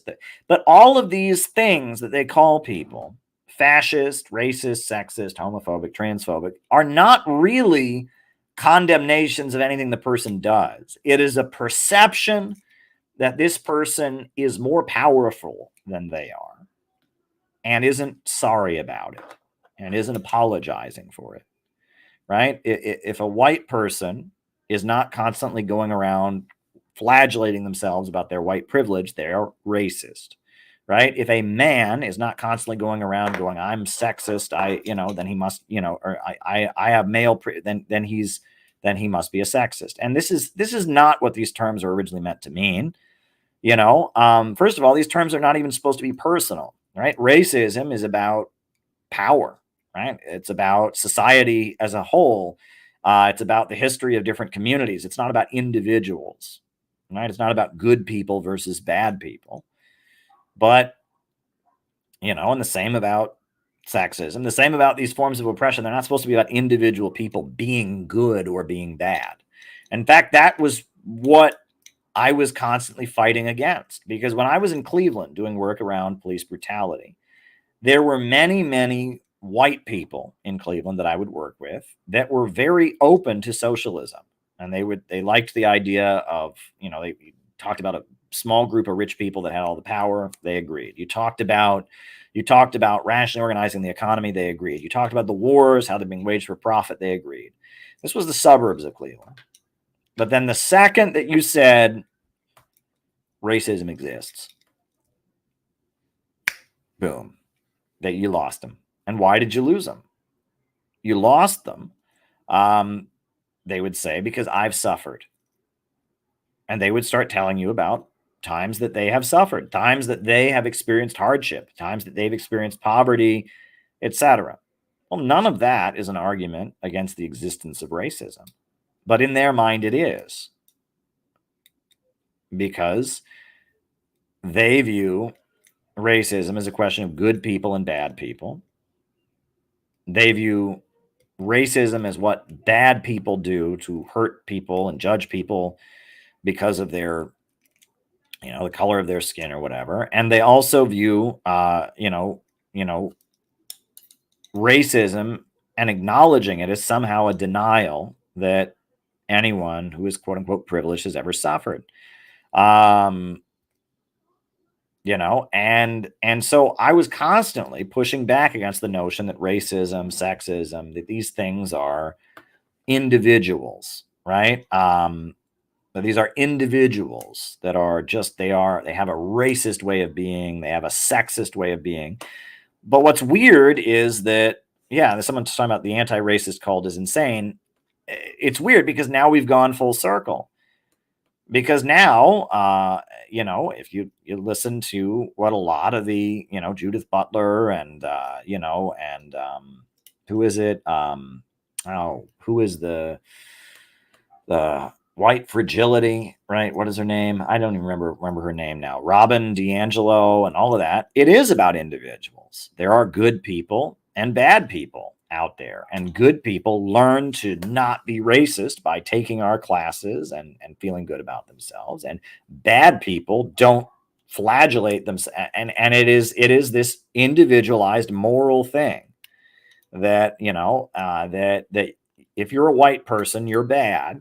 But if you buy our product and you sit through our classes and all that, we can make you good. We can make you good. Right. And then you can be a good white person because you've done what we've said. And that is the way they frame these things. And it's very, very toxic, and it's not helpful. And it's not a good way of framing these things. I don't know what more to say about it. It's not helpful. And it's largely divorced from any real solution. And it is about good people and bad people. It's just they're offering you the ability to become a good person. That's what they're offering you for their own profit. And it's not helpful. It's not helpful at all. It's really not helpful. But it's a way that certain people have figured out they can make money for themselves, that they can profit for themselves. And yeah. Well, listen, folks, I'm just going to keep going for a while because it's almost 6 o'clock here in New York. But I do need to go to the bathroom. I do need to go get some more unnamed diet beverage. So I'm going to put some music on. What music should I put on, though? That is the question. What music should I put on while I take my little break? I'm going to keep going, but yeah. What music should I put on?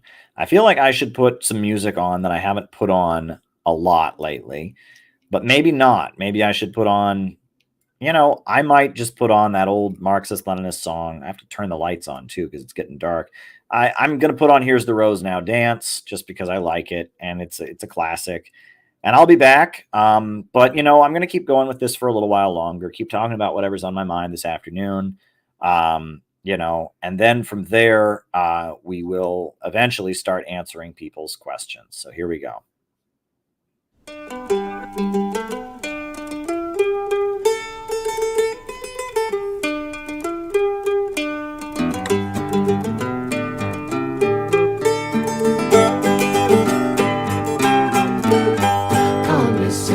Comrades, our history will tell of the glorious struggle to build CPCNL.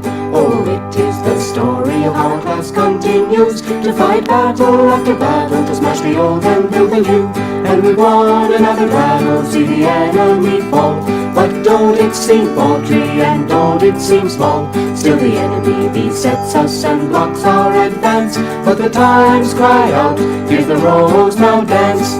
In the early 60s, against increasing exploitation, the people rose up to change the situation. Despite revisionist betrayal of this massive upsurge, a new quality in small quantity from the movement emerged. And we won another battle, see the enemy fall.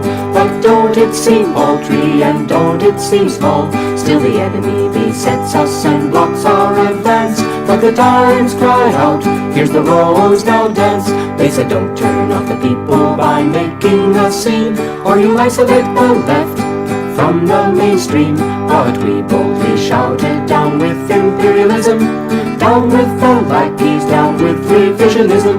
And we won another battle, see the enemy fall. But don't it seem paltry and don't it seem small? Still the enemy besets us and blocks our advance. But the times cry out, here's the rose now dance. There were still lots of questions, but we never shied, for we had Marxism, Leninism, an invincible guide. The trend of unity of Marxist-Leninists irresistibly spread, and defending Marxism, we marched ahead. And we won another battle, see the enemy fall. But don't it seem paltry and don't it seem small? Still the enemy besets us and blocks our advance. But the times cry out, here's the rose now dance.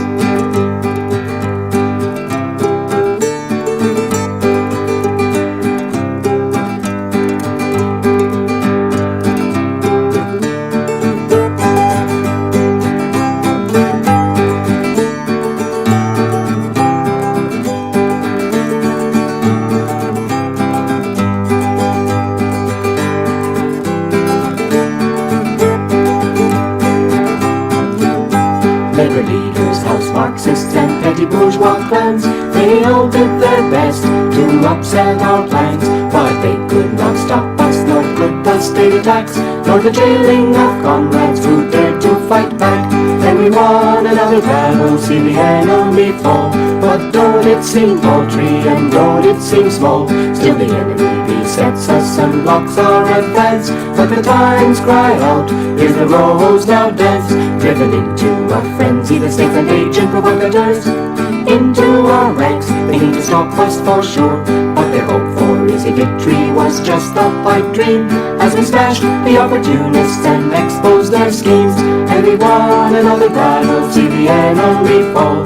But don't it seem paltry, and don't it seem small, still the enemy besets us and blocks our advance. But the times cry out, here's the rose now dance. The so-called Marxist-Leninist demanded dogma that's pure, but all they could show us was a gross caricature. Safeguard our independence, the opportunists did say, but the working class sent it back, make the rich pay.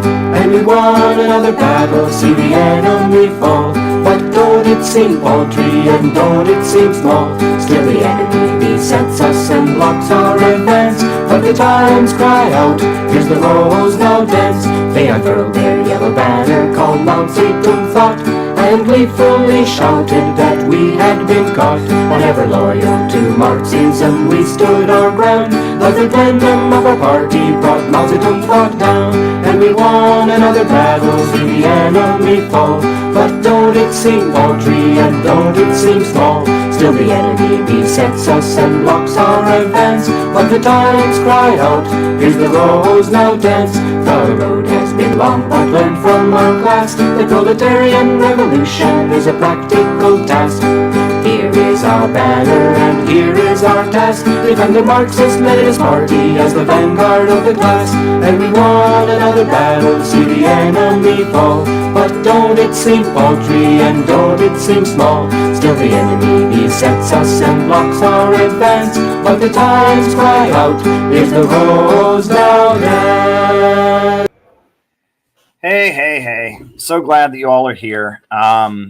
Yeah, so this is just kind of a slow afternoon stream. Decided to do something a little bit different today and stream in the afternoon. I know most of the audience is here in the evening time. They've gotten used to watching during the evening time. But hey, you know, I'm just trying to enjoy things. I did get some more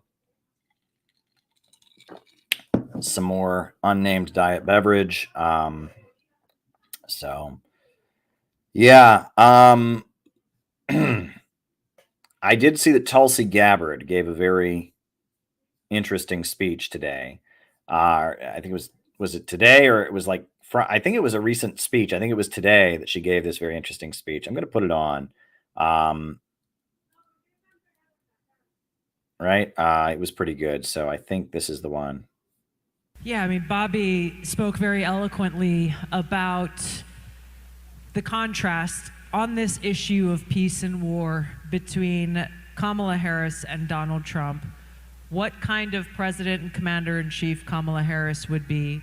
President Trump has already shown us through his record what kind of president and commander-in-chief he was and will be again, especially during this time of global crisis. The thing that I'll add to what Bobby said about Kamala Harris and why she has earned the support of Dick Cheney and Liz Cheney and Adam Kinzinger and just about every other neocon in Washington is that they know that she will continue the standard that Joe Biden has set in being a figurehead that they can pass their talking points to, and who will do what the national security state, the military-industrial complex, and the neocons want her to do. Very true. Kamala Harris won't really be president. Kamala Harris will just kind of be an actress or a female actor, and they know that. And that's why they've picked her, and that's why she's on the ballot. And that's the thing, is it's not a matter of her, you know, I mean, she's willing to do evil things if they tell them to her, but it's not like she's sitting there scheming the evil things that she will do. At the end of the day, she's just there to do what she is told, and she will continue the war status quo.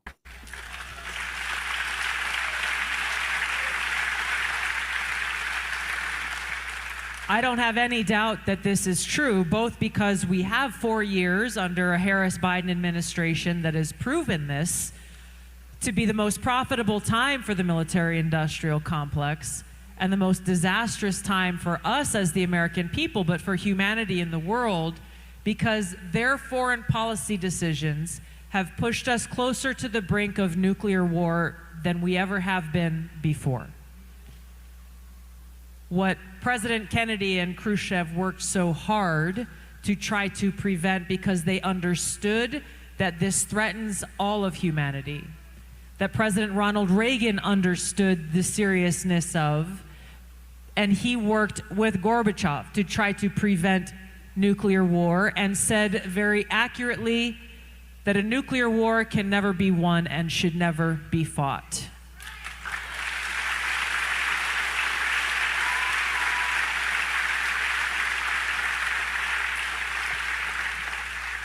Kamala Harris will say what her pollsters and those who are controlling her want her to say.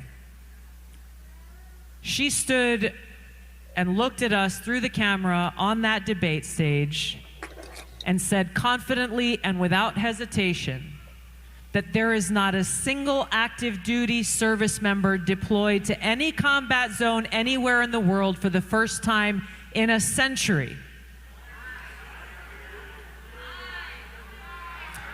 Whether she was lying or she just really doesn't know that there are tens of thousands of my brothers and sisters in uniform who have been and who continue to be in harm's way today, whatever the case is, it is an immediate disqualifier for her to be our president. What do you all think that was? I'm curious. When Kamala Harris said there was nobody in a combat zone, and there clearly was. I mean, the U.S. is occupying Syria. It's got troops in Syria in violation of Syria's territorial integrity. I mean, when she said that, right? There's U.S. troops, U.S. bases in Iraq that are being hit with missiles, and when she said that, I mean, was she lying? Did the people around her tell her to say that? I mean, that was such a miss. Right? That if you know anything about what's going on, that is such a miss. I'm still shocked that she said that.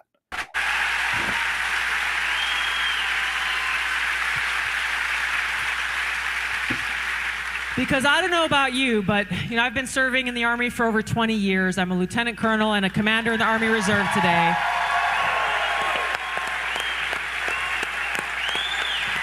And thank you. Thank you to all the veterans who are here joining us.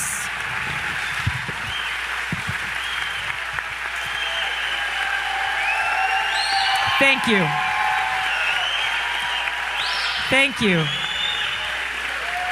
USA, USA, USA, USA, USA, USA, USA. But I'm sure you all felt the same way that I did. When I saw her utter those words, and I was backstage at that debate, watching it on the screen, but it pissed me off. Because I have friends who are deployed and in harm's way today. And how dare she ask us to trust her to be our commander-in-chief when she has no clue that there are people who are laying their lives down for our country because of her and Joe Biden as she stood there and uttered those words.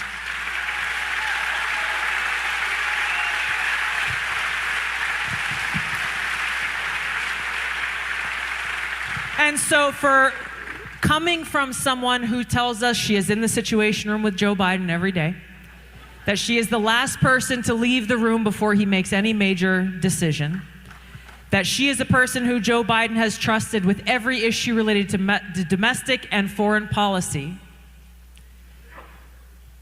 she either has no idea what's going on in the world or with our military, or she cares so little about those who are less than 1% of Americans in this country who raise our right hand and say, I'm willing to lay my life down for the country that I love, that she is not even willing to acknowledge their sacrifice and the sacrifice of their family members today. And yet she's asking us to trust her with the nuclear codes and to trust her with the decisions about where we are sent into harm's way and what wars she will start. She wants us to trust that she will care for our men and women who come home safely, but who will need help and care from our Veterans Affairs Administration. I have warned the American people about Kamala Harris being commander-in-chief ever since 2019 when she was running for president.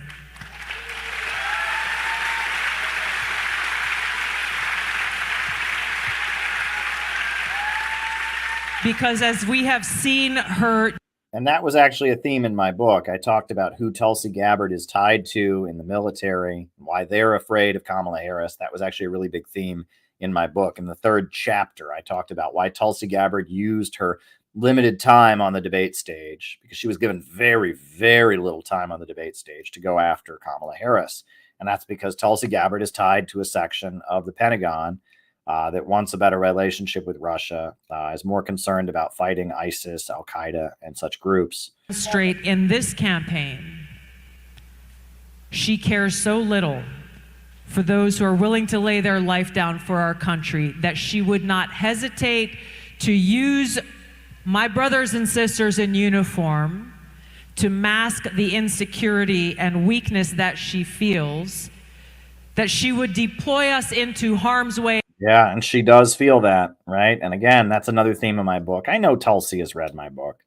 I mean, she's alluded to it so many times. And then we've got, the Epoch Times guy saying Tulsi Gabbard is heavily influenced by Caleb Maupin. And drop bombs in other countries as a means to try to look tough, to prove her strength as our commander-in-chief.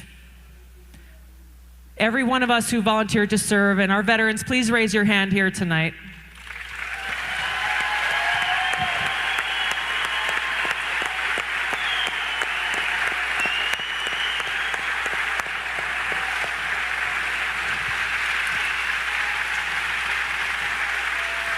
I am honored and privileged to stand with you, and I think I can speak for every one of you when I say, we know what we signed up for. Willing to die for the country that we love, to defend the safety, security, and freedom of the American people.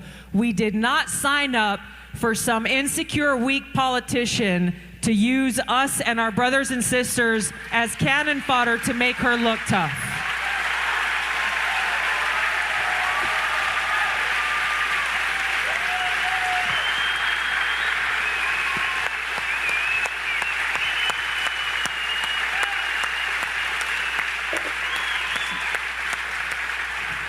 This is real.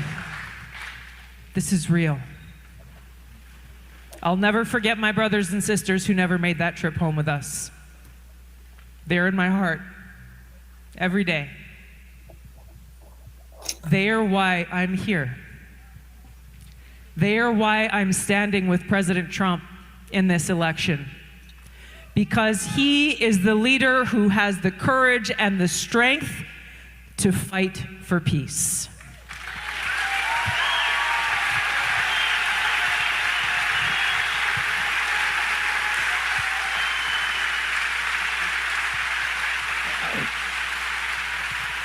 We are 6 days out from Election Day. Today's Tuesday, right? All right.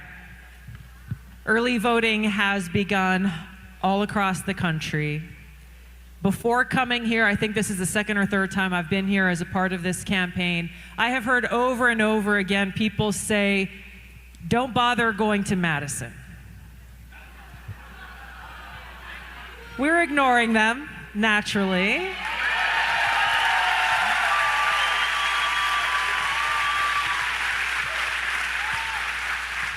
Because we believe in the spirit of the American people. We believe in our appreciation for freedom and peace and prosperity. We believe in each other, and we believe in the vision that our founders had for us. When we reflect and we go back and look at the words that they very carefully put into our founding documents, when they wrote "We the people," that was a call to action to us. When they said that our government exists only with the consent of the governed, they're talking about us. So as we spend our time frustrated and angry and hurt and disappointed by the fact that we have too many people in our government who don't care about the people, who are more interested in their own power, in their own bank accounts, in their own future than they care about the everyday struggles that we the people are going through all across this country, it's time for us to rise up and say, you gotta go.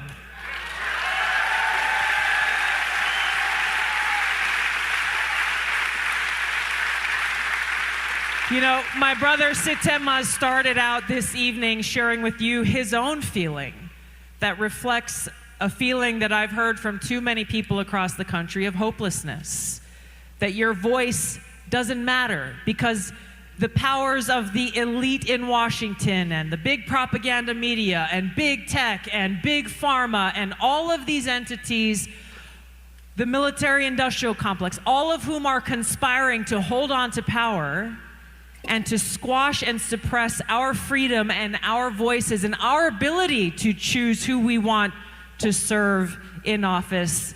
It creates a dark cloud over this once vibrant democratic republic.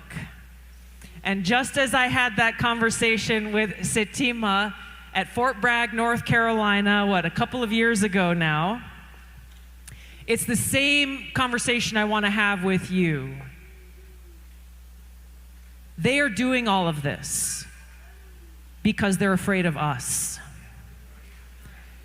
They're doing all of this because they recognize that there is no greater threat to their power than a free people in a free country making sure that our voice is heard and that we get to say who we want serving us in our government, not them.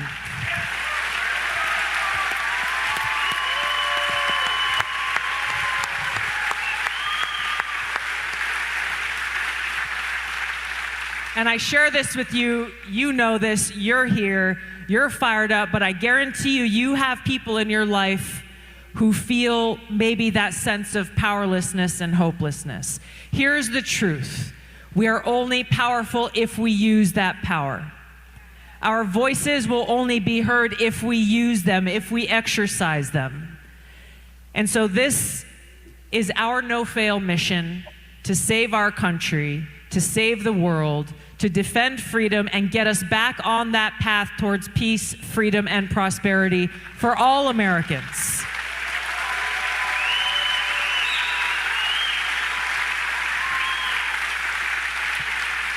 How many of you have already voted? Nice. So for those of you who have voted, those of you who haven't voted yet, here's the challenge I have for you. Before you lay your head down on the pillow tonight, I want you to think in your own life about 10 people. I want you to write down 10 names. People, I know you know 10 people. We all know at least 10 people. Think about who you can reach out to, who you will be accountable for, and stay in touch. Find out, have they made up their minds yet? If they said, oh no, I'm voting for Kamala Harris, ask them why. Have a real conversation. If they're not sure, ask them what they care about. What is it that makes them still undecided at this point? Have a real conversation.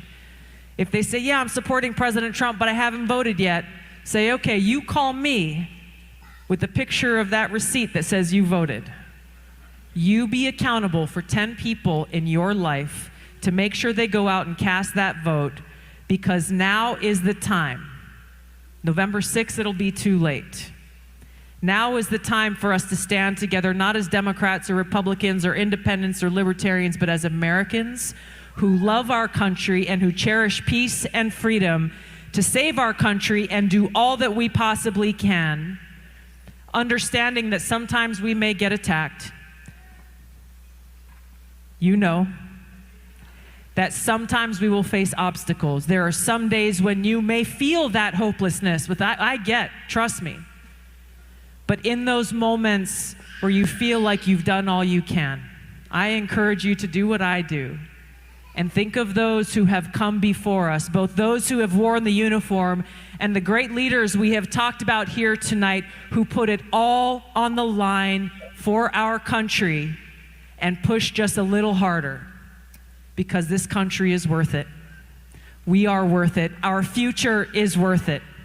Every single vote here in Dane County, every single vote here in Wisconsin could be the difference between saving our country or seeing the darkness continue. Thank you all so. Yeah, that's interesting. Makes me laugh about how much things have changed, how much the conversation around elections has changed. And to be honest, folks, I really am looking forward to this election being over. I really, really am, because I'm really not a get out the vote guy. And I'm really not a campaign for one candidate or other guy. And in fact, this situation that we're in, this election, is very, very out of the ordinary for me. It's very, very out of the ordinary for me. Look, part of what I have learned over the course of, being a Marxist, one thing that I have learned, right, and that was taught to me, was that it's not voting that really changes history. It is the balance of forces, and it is the movements. And the way that I first learned this point was during the 2004 election. A lot of people said you had to vote for John Kerry, the Democrat. John Kerry, the Democrat, was not against the Iraq War. In fact, his position was that he wanted to send more troops to the Iraq War.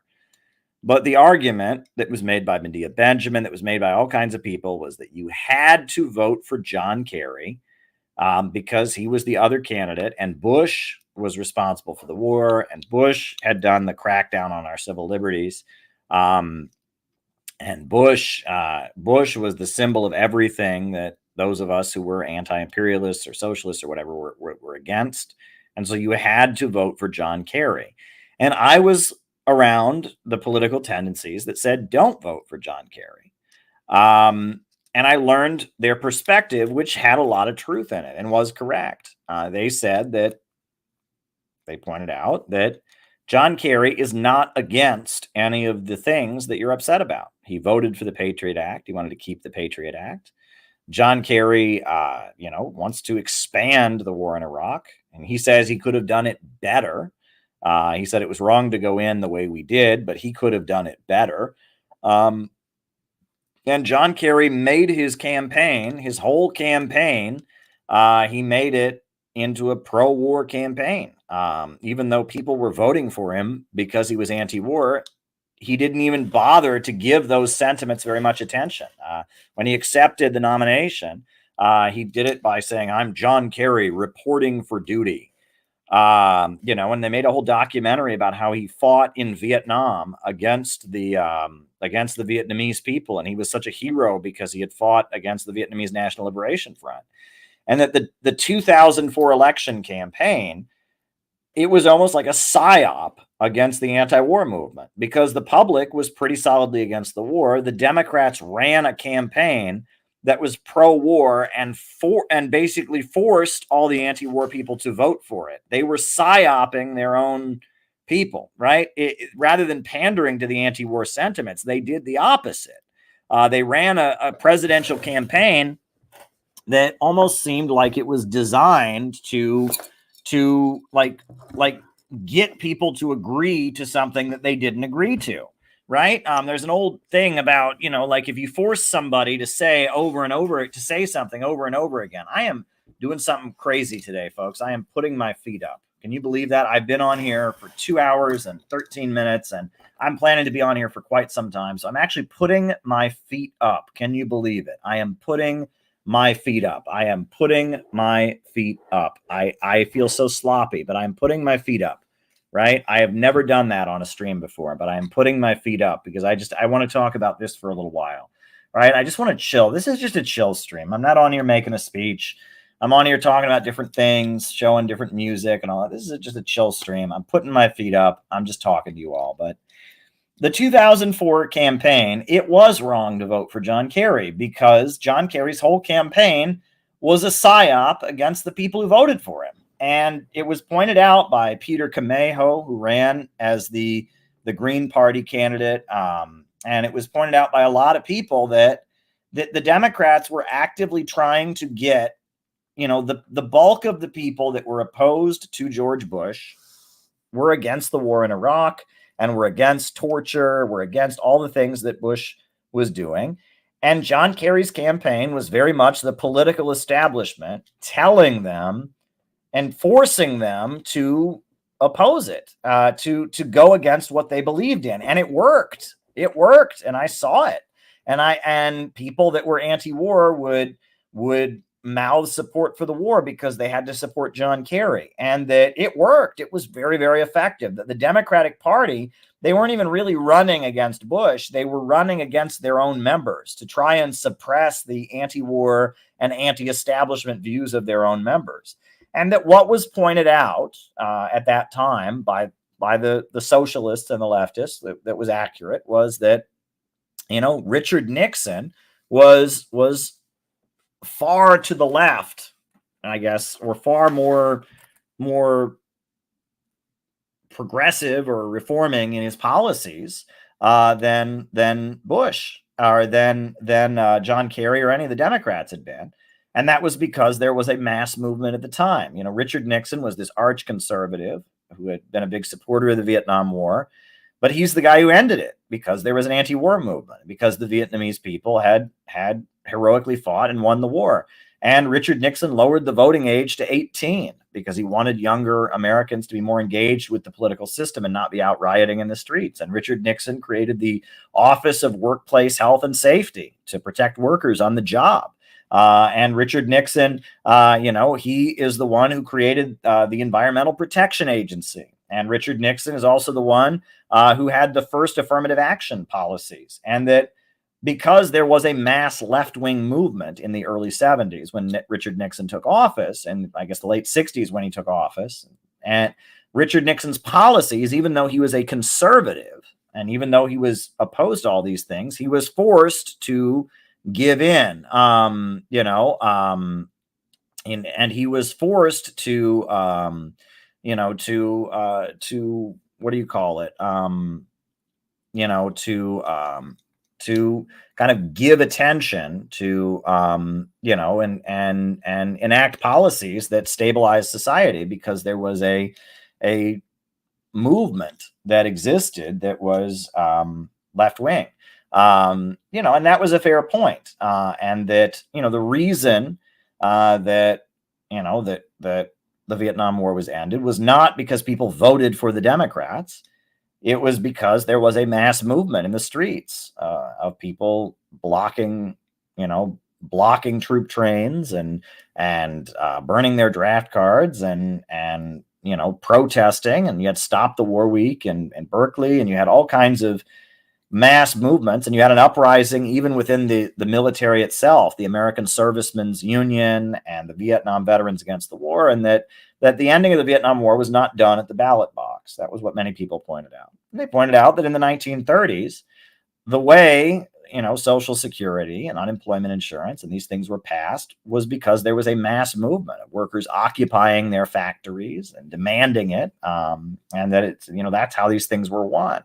And that it's through progressive struggles, organizing and demonstrating and building a mass movement, that progressive reforms have been won, not by just voting. And that was pointed out. And you would often get people that would say very dumb things. You know, I remember when I was part of Occupy Wall Street, one of my coworkers at the insurance firm I worked for, she said, why do people always go around protesting? That's never changed anything in American history. And I said, I would beg to differ. I would say, look at the civil rights movement. I'd say, look at the labor movement. Look at there's many, many examples of mass protest movements changing things, but people didn't know that. And that voting and putting people into the electoral sphere was a way of trying to contain and beat back, anti-establishment sentiments, right? And that is, I still agree with that to some degree or other. And you'll notice I'm not registering people to vote door to door for Trump. And even in, the way that I am to some degree or other supporting Trump as the lesser evil in this election, I'm doing it in a way that is putting forward our own agenda. I'm saying only peace can make America great again. I'm saying, I'm there with a big banner of Trump and Kim highlighting one of the things about Trump that I like. So I still agree with that, and I still very much think that channeling people to just go and vote is very much part of preventing any real, resistance, right? Go and vote is a very, very safe way, as long as people are just voting, you don't have to worry about the ruling class has nothing to fear, right? And that is something that, and you'll notice the reason they're afraid of Donald Trump is not because people voted for him. It's because people stormed the Capitol for him. That's why they're afraid of Donald Trump. It's because there is a movement associated with Donald Trump, right? And they're far more afraid of that movement than they are of just people voting for Trump. It was just a matter of if all the Trump supporters ever did was go and vote, they wouldn't be scared of Donald Trump the way that they are. They are scared of Trump because he's associated with a mass movement and because that mass movement has flexed its muscles in opposition to the rest of the ruling class. There is a division in the ruling class. So that's an important thing to keep in mind. And generally, those of us that are advocates of anti-imperialism, what we do is we try to build up organizations, right? And it's been, labor unions was one of the main ways that the socialist movement organized. They built labor unions and they fought for those labor unions to have militant leadership, to have leadership that was not reformist and class collaborationist, but wanted to actually expand the union, to organize the unorganized.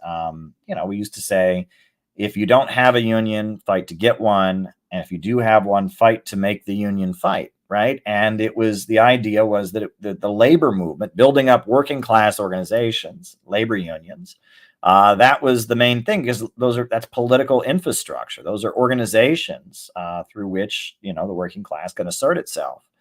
But there's more to it than that, right? There's more to it than that, right? It's not simply a matter of, we need to just go out in the streets and protest and voting doesn't change things. But there's more to it than this, right? Because the reason Roosevelt passed all those great reforms was because of the fact that there was a division in the ruling class in relation to them. And there are struggles within the ruling class, and that creates openings for the people. And the way those struggles play out, again, is not about who gets the most votes. It's about the balance of forces.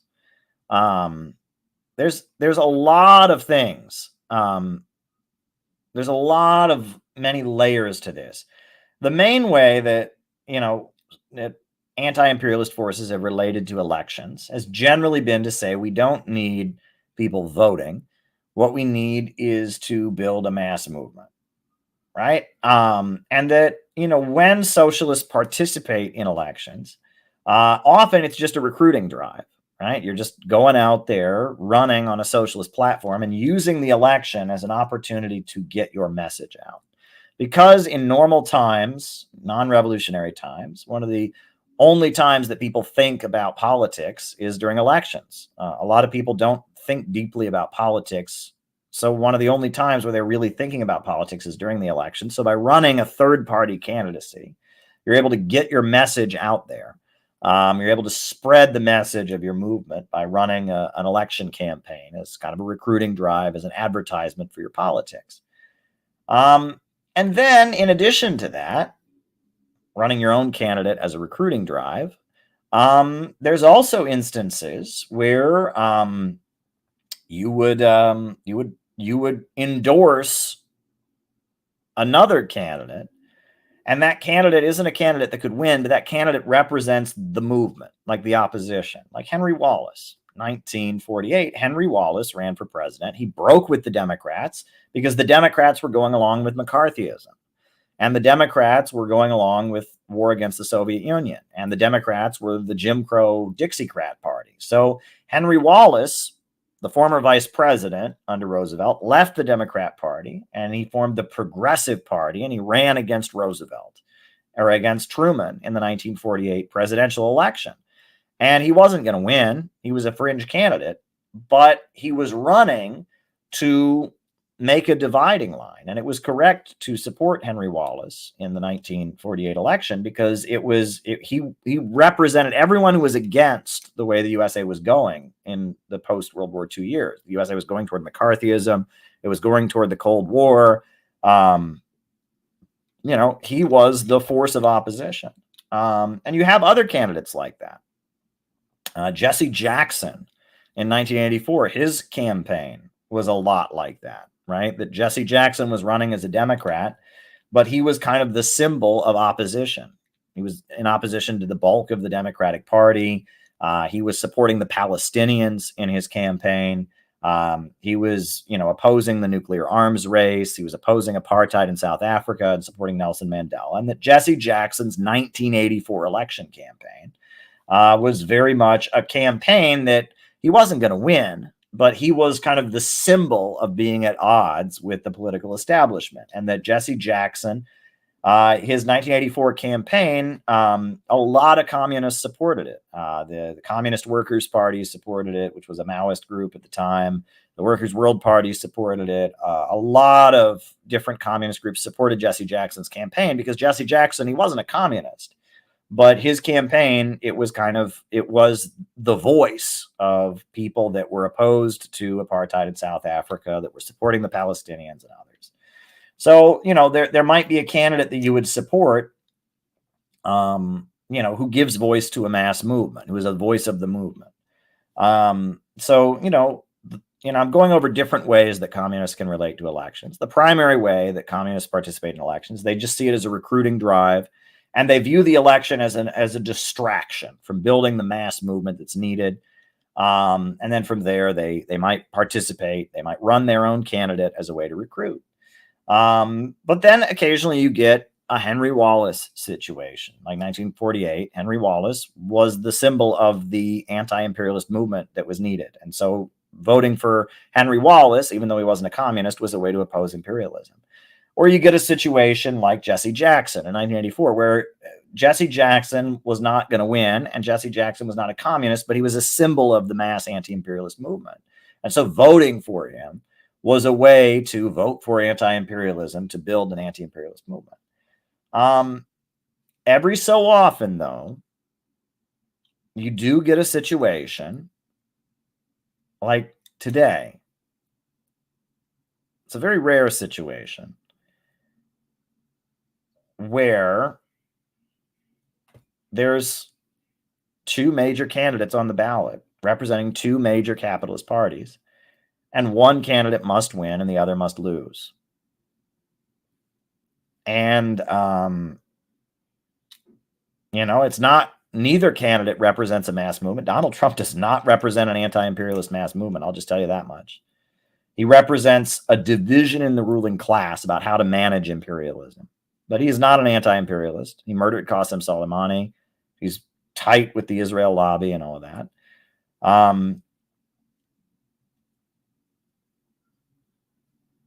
It's similar to the election in 1864.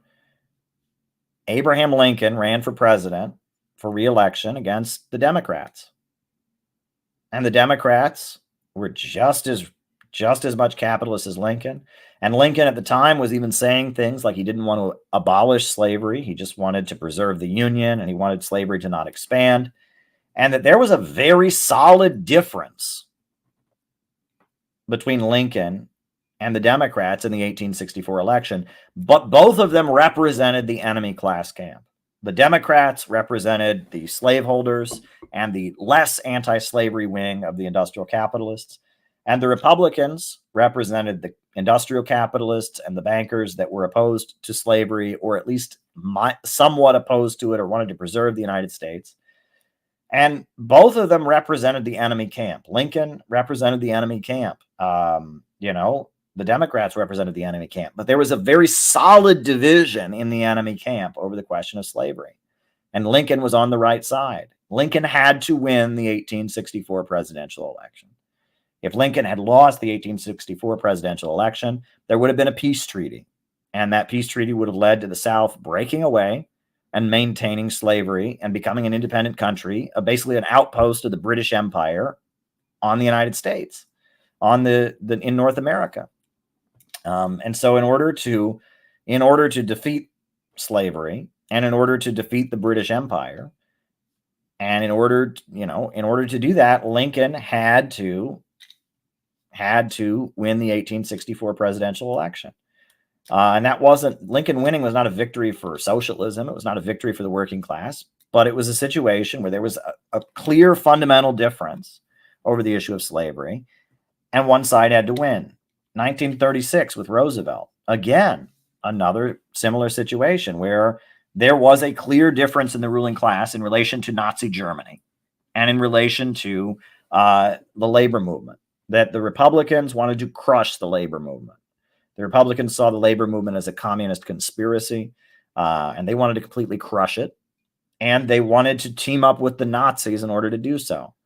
Roosevelt represented a wing of the ruling class that thought the labor movement could be tolerated and compromised with, and they thought the Nazis were the main threat, and they wanted to align with the Soviet Union to defeat the Nazis. Well, in 1936, Roosevelt had to win the election. Right? It wasn't a matter, Roosevelt winning didn't lead to socialism, and Roosevelt still represented largely the majority, the enemy class camp. He represented the imperialists, but he represented a wing of the imperialists that was at odds with other wings of the imperialists. Now I'm going to put my feet back down. There was at odds with other wings of the imperialists, and that because of that, because they were at odds with other wings of the imperialists, they had a fundamentally different interest, and they wanted to align with the Soviet Union, and they wanted to tolerate the labor movement. And so because of that, they were willing to allow the labor movement to exist, and they had to win the election. And there's many, many examples of this. There's not many examples of this. I don't know what I'm saying. Folks, I'm tired today. This is just one of those days. I'm getting on here, and I'm having a chill stream. And I thank you all for being here.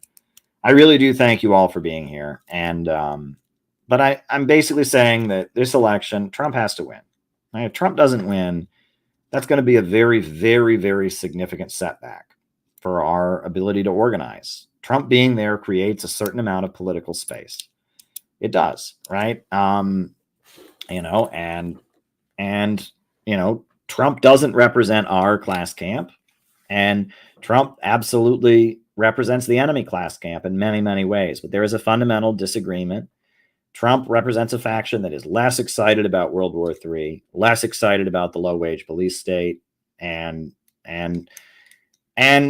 I guess I get frustrated in that there are people who don't seem to realize this. There are a number of people who continue to, they think that somehow telling me that Trump is bad, that by telling me that, they are going to win the argument, or I don't get it. Or people who continue to mischaracterize what I'm saying as, I'm against U.S. imperialism, and we need to defeat imperialism, not elect Donald Trump. It's not either or, right? And on top of that, Donald Trump is an imperialist, and I don't deny that. Donald Trump murdered Qasem Soleimani. Donald Trump is hanging out with the most ugly Zionists, right? I mean, and that I continue to deal with people who come at me with Donald Trump did bad things. No shit. Donald Trump is an imperialist. No shit. Donald Trump is a Zionist. No shit. Donald Trump, there's many awful things about Donald Trump. And that's not, me not knowing that is not why I'm saying that he needs to win this upcoming election. Right? There is a division in the ruling class, and his side will create political space in which we can organize and try to get things done. And the other side will crush us. And, and who's to say Trump won't crush us also? Well, he's appealing to people, and he's appealing to people by promising that he won't crush us. And by appealing to people's anti-establishment sentiments. Kamala is far more dangerous than Donald Trump is. And, that's just the reality of the situation. And by pointing out to me Trump is bad, you're not changing the conversation. And you're not telling me in any way anything that I don't know. And it's a way to be abstentionist. Look, if you're not trying to build anything, you're not trying to actually get anything done, then by all means, I can understand why you would say, well, Trump is bad too, F him. I get that. I really do get that. I really do understand that, right? If you think that, if you think there's nothing you can do except be on your computer and listen to podcasts, sure. Denounce Trump, disavow Trump, all you want. But if you actually want to build a mass movement, which is what we urgently need, and what would really change things is a mass movement. I'm telling you, it will be much harder to build a mass movement with Kamala Harris in office than with Trump in office. All right? It is going to be much harder to build the anti-imperialist mass movement that we need with Kamala Harris in office. Largely because they might be prosecuting us in throwing us all in jail, largely because, there's a lot of things I could say here, but I'm just telling you, you got to think about like what is in your interest. And if you don't actually want to build a movement, and if you don't think we could actually win, and this is all just kind of internet and entertainment to you, I understand why you wouldn't care. I really do. But if you want to actually build a movement, there's a real difference here. We will have much more of a chance of building a mass movement under Trump than we will under Kamala Harris. And again, I think this just gets back to the fundamental problem here is that many, many people in our internet spaces, they don't have any idea that we can change the world. They just perceive themselves as weak. They just perceive the world as against them. And so based on that, they just kind of take their aggression out. And by me supporting, saying that Trump is the lesser of two evils, or saying that Trump winning gives more space, I'm not as pure as they are and whatever. But I'm telling you, there is a difference. There are divisions in the ruling class, and that there is a difference here. And it will be easier for us to build the movement that we need to build with Trump in office. And if you don't understand why we need that movement, you're already 10 steps behind. Look, you're already 10 steps behind. Let me just say this, right? And then I'll just start, and then we'll do the roll call, and then I'll answer people's questions. Look,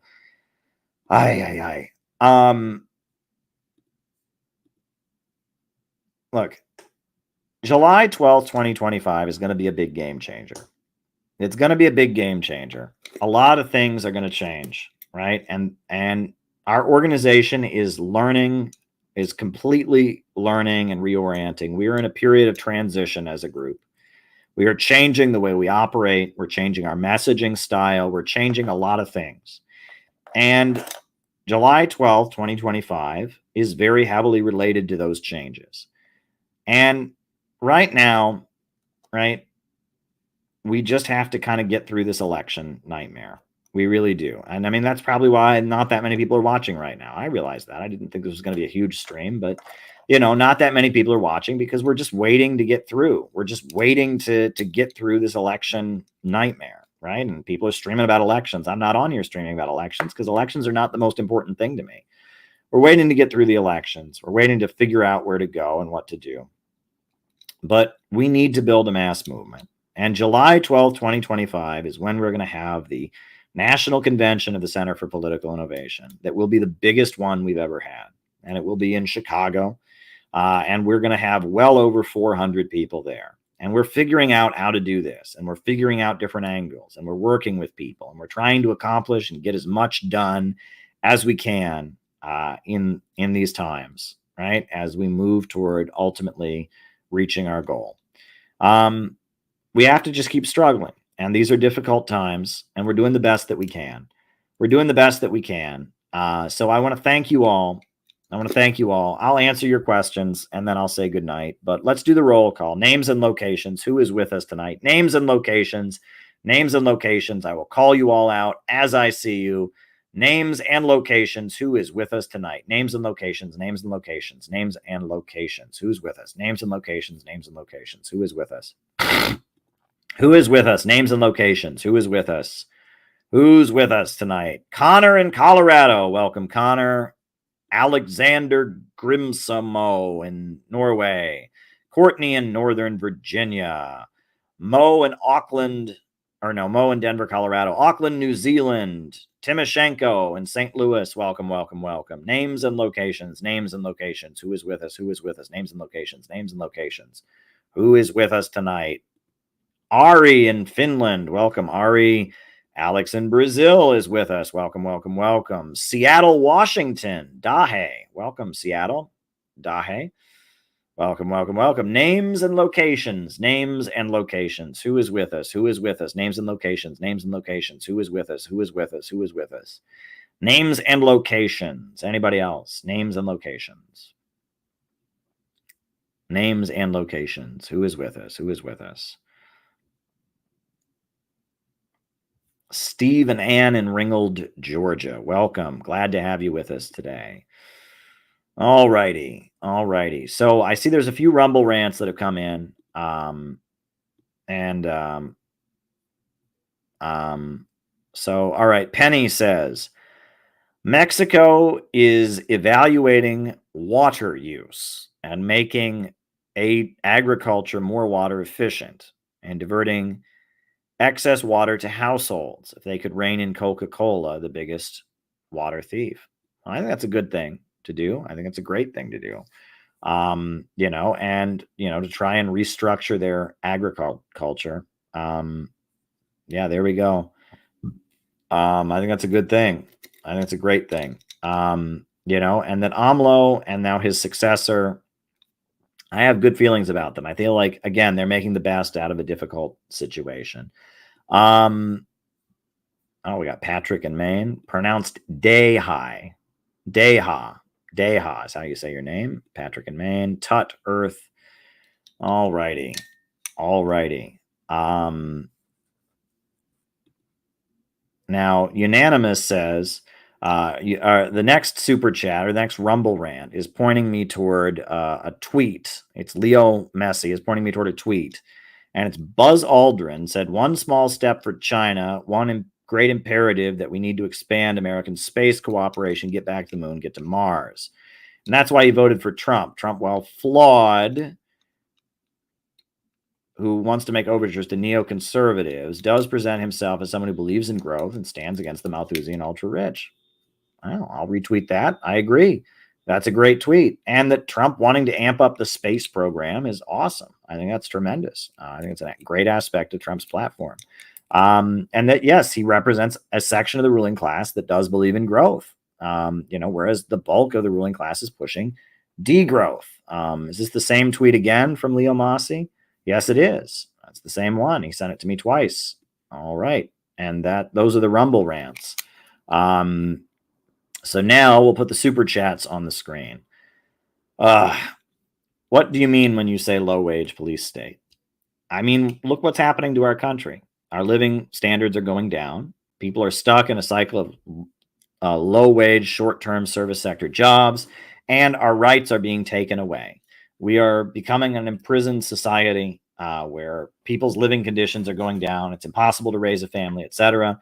And at the same time, our freedoms are being taken away to go along with it. And this is part of their agenda of degrowth. This is what the ruling class has to offer.